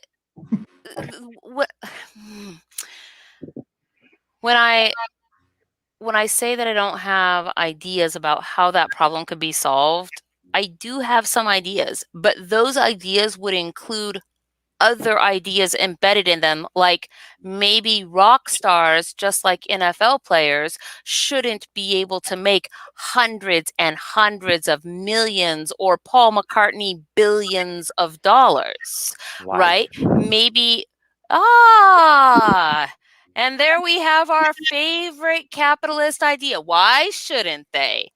Why shouldn't they? And you tell me. Like you guys are like way more on the socialist side of things than I am. No, How I could think you? an artist is. I'm sorry, but I mean, that's two completely different things. I think an artist deserves to be compensated for their work. For every single time a person lays eyes upon their work, their ears. I'm What sorry. if I accidentally I'm sorry, heard a but song? you know what? If I accidentally hear a I song, have- do I I owe have a money to mixed somebody? CD. I have a mixed CD, and I'm sorry, these people don't get paid every single time I play this fucking disc. That's not what's correct. happening. That's correct. But okay, but so you're No, arguing somebody something that, doesn't get so paid you're every arguing single time so you you're use arguing Windows. nonsense. So you're No, arguing I'm nonsense in not. defense of nonsense No, what I'm for an saying is idea they that should doesn't get even paid a exist. set Thank amount you. for the thing that they do, and then that is the end of it. Like when you I- sell me the CD, you sell that CD to me with the understanding that I can listen to that music as much as I want to, and I don't owe you every single time I listen to the song. No, Right. not You're every like, single time you I listen to did the this song. work. It Then was what worth in the this fuck? much money. I sold it to you for that, What and are then you now you can arguing? use it Then what however are you you want. arguing? Then what are you arguing? Because it sounds I'm like you're arguing that. arguing. Oh my It God. sounds like you're arguing against something that doesn't exist. Whew. Okay. Why do the laws exist the way that they are? And what do those laws allow to happen because of the way that they exist? The laws exist the way that they are, mostly not to protect the artists, but to protect the people who own the rights to the distribution, the publishers, in the case of literature and music, and whatever. The rights exist because for people like me, say for example, to use "That's All" for my Porky Pig at the end of my videos, that might diminish the quality of that Porky Pig iconic thing to them, and they will copyright attack my videos, for example. Right? That's just a tiny little example of what I think shouldn't be copyright infringement. Because from my point of view, if you use less than 15 seconds of something, that should be okay. You know what I mean? As long as you're not making money on it anyway. If I hire somebody to build a finished product for me, when the product is finished, then that's it. Like they get paid $100,000 to make a finished product, and then whatever happens with that is now all with But me. here's my confusion about what you're saying. Is how is what you're talking about different than what our reality is? Because people aren't Because getting that's not how paid. musicians get paid. Oh, so but I bought this disc once, which means I paid for it that one time, Yep. and they got their cut out of that $15 or whatever it was, right? Yep. Let me finish. So they got their cut. Every time I play this, they don't get money, so they got paid just once for it. Yes. Well, isn't that what you just advocated? Yes, that's what I'm Then advocating. okay, then I don't see what the issue is. You're complaining about something that doesn't exist. No, because that's not actually how it works. That's how it works for you as a public person. But like you were saying, like if you're in a restaurant, for example, right? Or if you're a radio station, you have to Okay, play okay, I can answer every that 'cause single time I can that answer that. thing You're is I was a making played. radio You're DJ. making I was a radio DJ for 8 years. Okay, and when you have a radio station, you pay literally thousands and thousands and thousands of dollars in royalties for all the songs you play, and you have to have a list of every song that you've played, every single minute of every single. Yes. And you hand those lists in to the record companies and they divvy out the dividends to the artists. That's how it works on the radio. Now, someone in a chat a minute ago said the real rebels play radio stations in their establishment. And it is true that you might be able to get away with playing a radio station in a business without paying a licensing fee for the music in the business, because the radio station is already paying a licensing fee for broadcasting the music.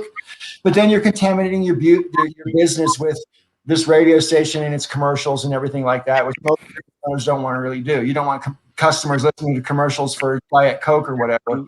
You can't The play thing the is that radio. You can't once play the you've radio in a restaurant without once you licensing.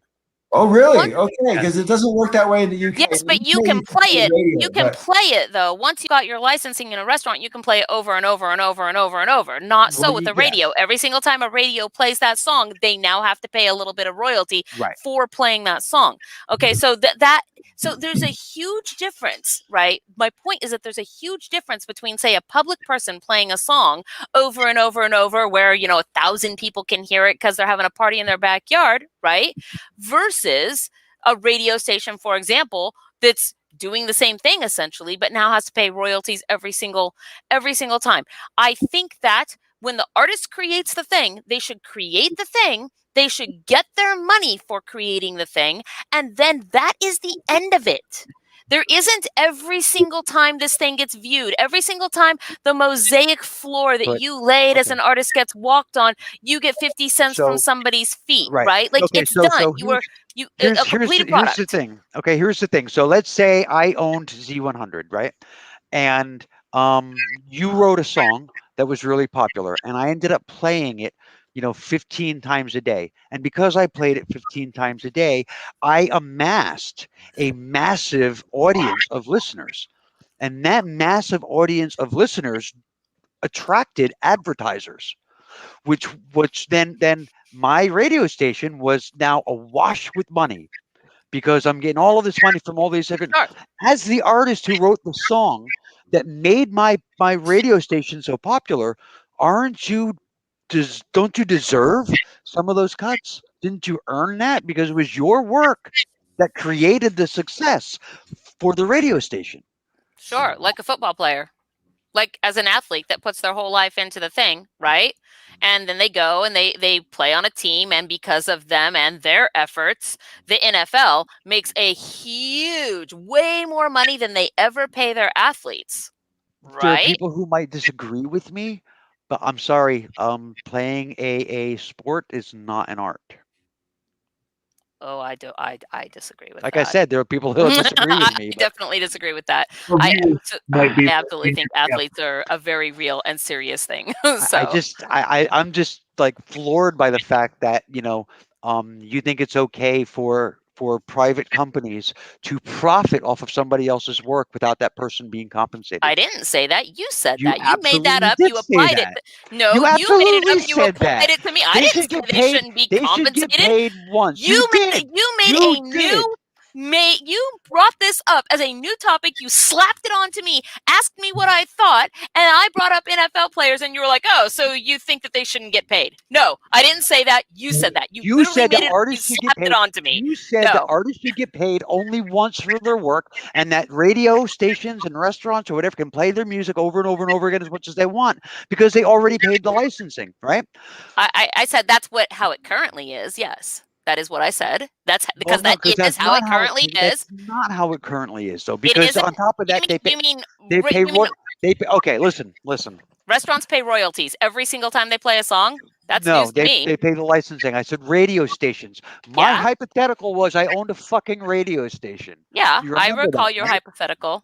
Okay, you recall the hypothetical. Yep. The hypothetical, and you said that basically that radio station should be able to profit off of the artist without No, compensating the you artist. said that. I never said those words. I would like to interject. I would like to interject at this point and change the subject only slightly, because this arrangement between record companies and radio stations, and in fact MTV, works both directions. And I'm going to use this example. Back in the day, in 1982, I think it was Epic Records owned Michael Jackson's Thriller album. It had just been made, and they wanted MTV to play Billie Jean. And at that time, the only two black artists MTV played was Prince and Jimi Hendrix. Yeah. All right, literally that was it. James had been trying to get on MTV for ages with Super Freak and other videos that MTV wouldn't play. Right, and so anyways, I think Sony, which owned Epic at the time, said to MTV, look, we're going to pull every single Sony artist off of MTV unless you play Billie Jean by Michael Jackson. And because they made that threat, MTV relented, and the rest literally is history, right? Public domain, dude. Like, so once you have hired me to do the job, to create the music, like to make your soundtrack, I've created the soundtrack, I've been paid for it, you've used it in your movie or whatever, been paid for it. Now, public domain, done.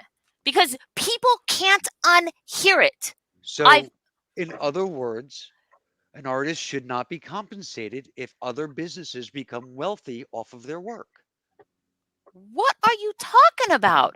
Nobody pays a high school athlete the same amount that they pay a professional athlete.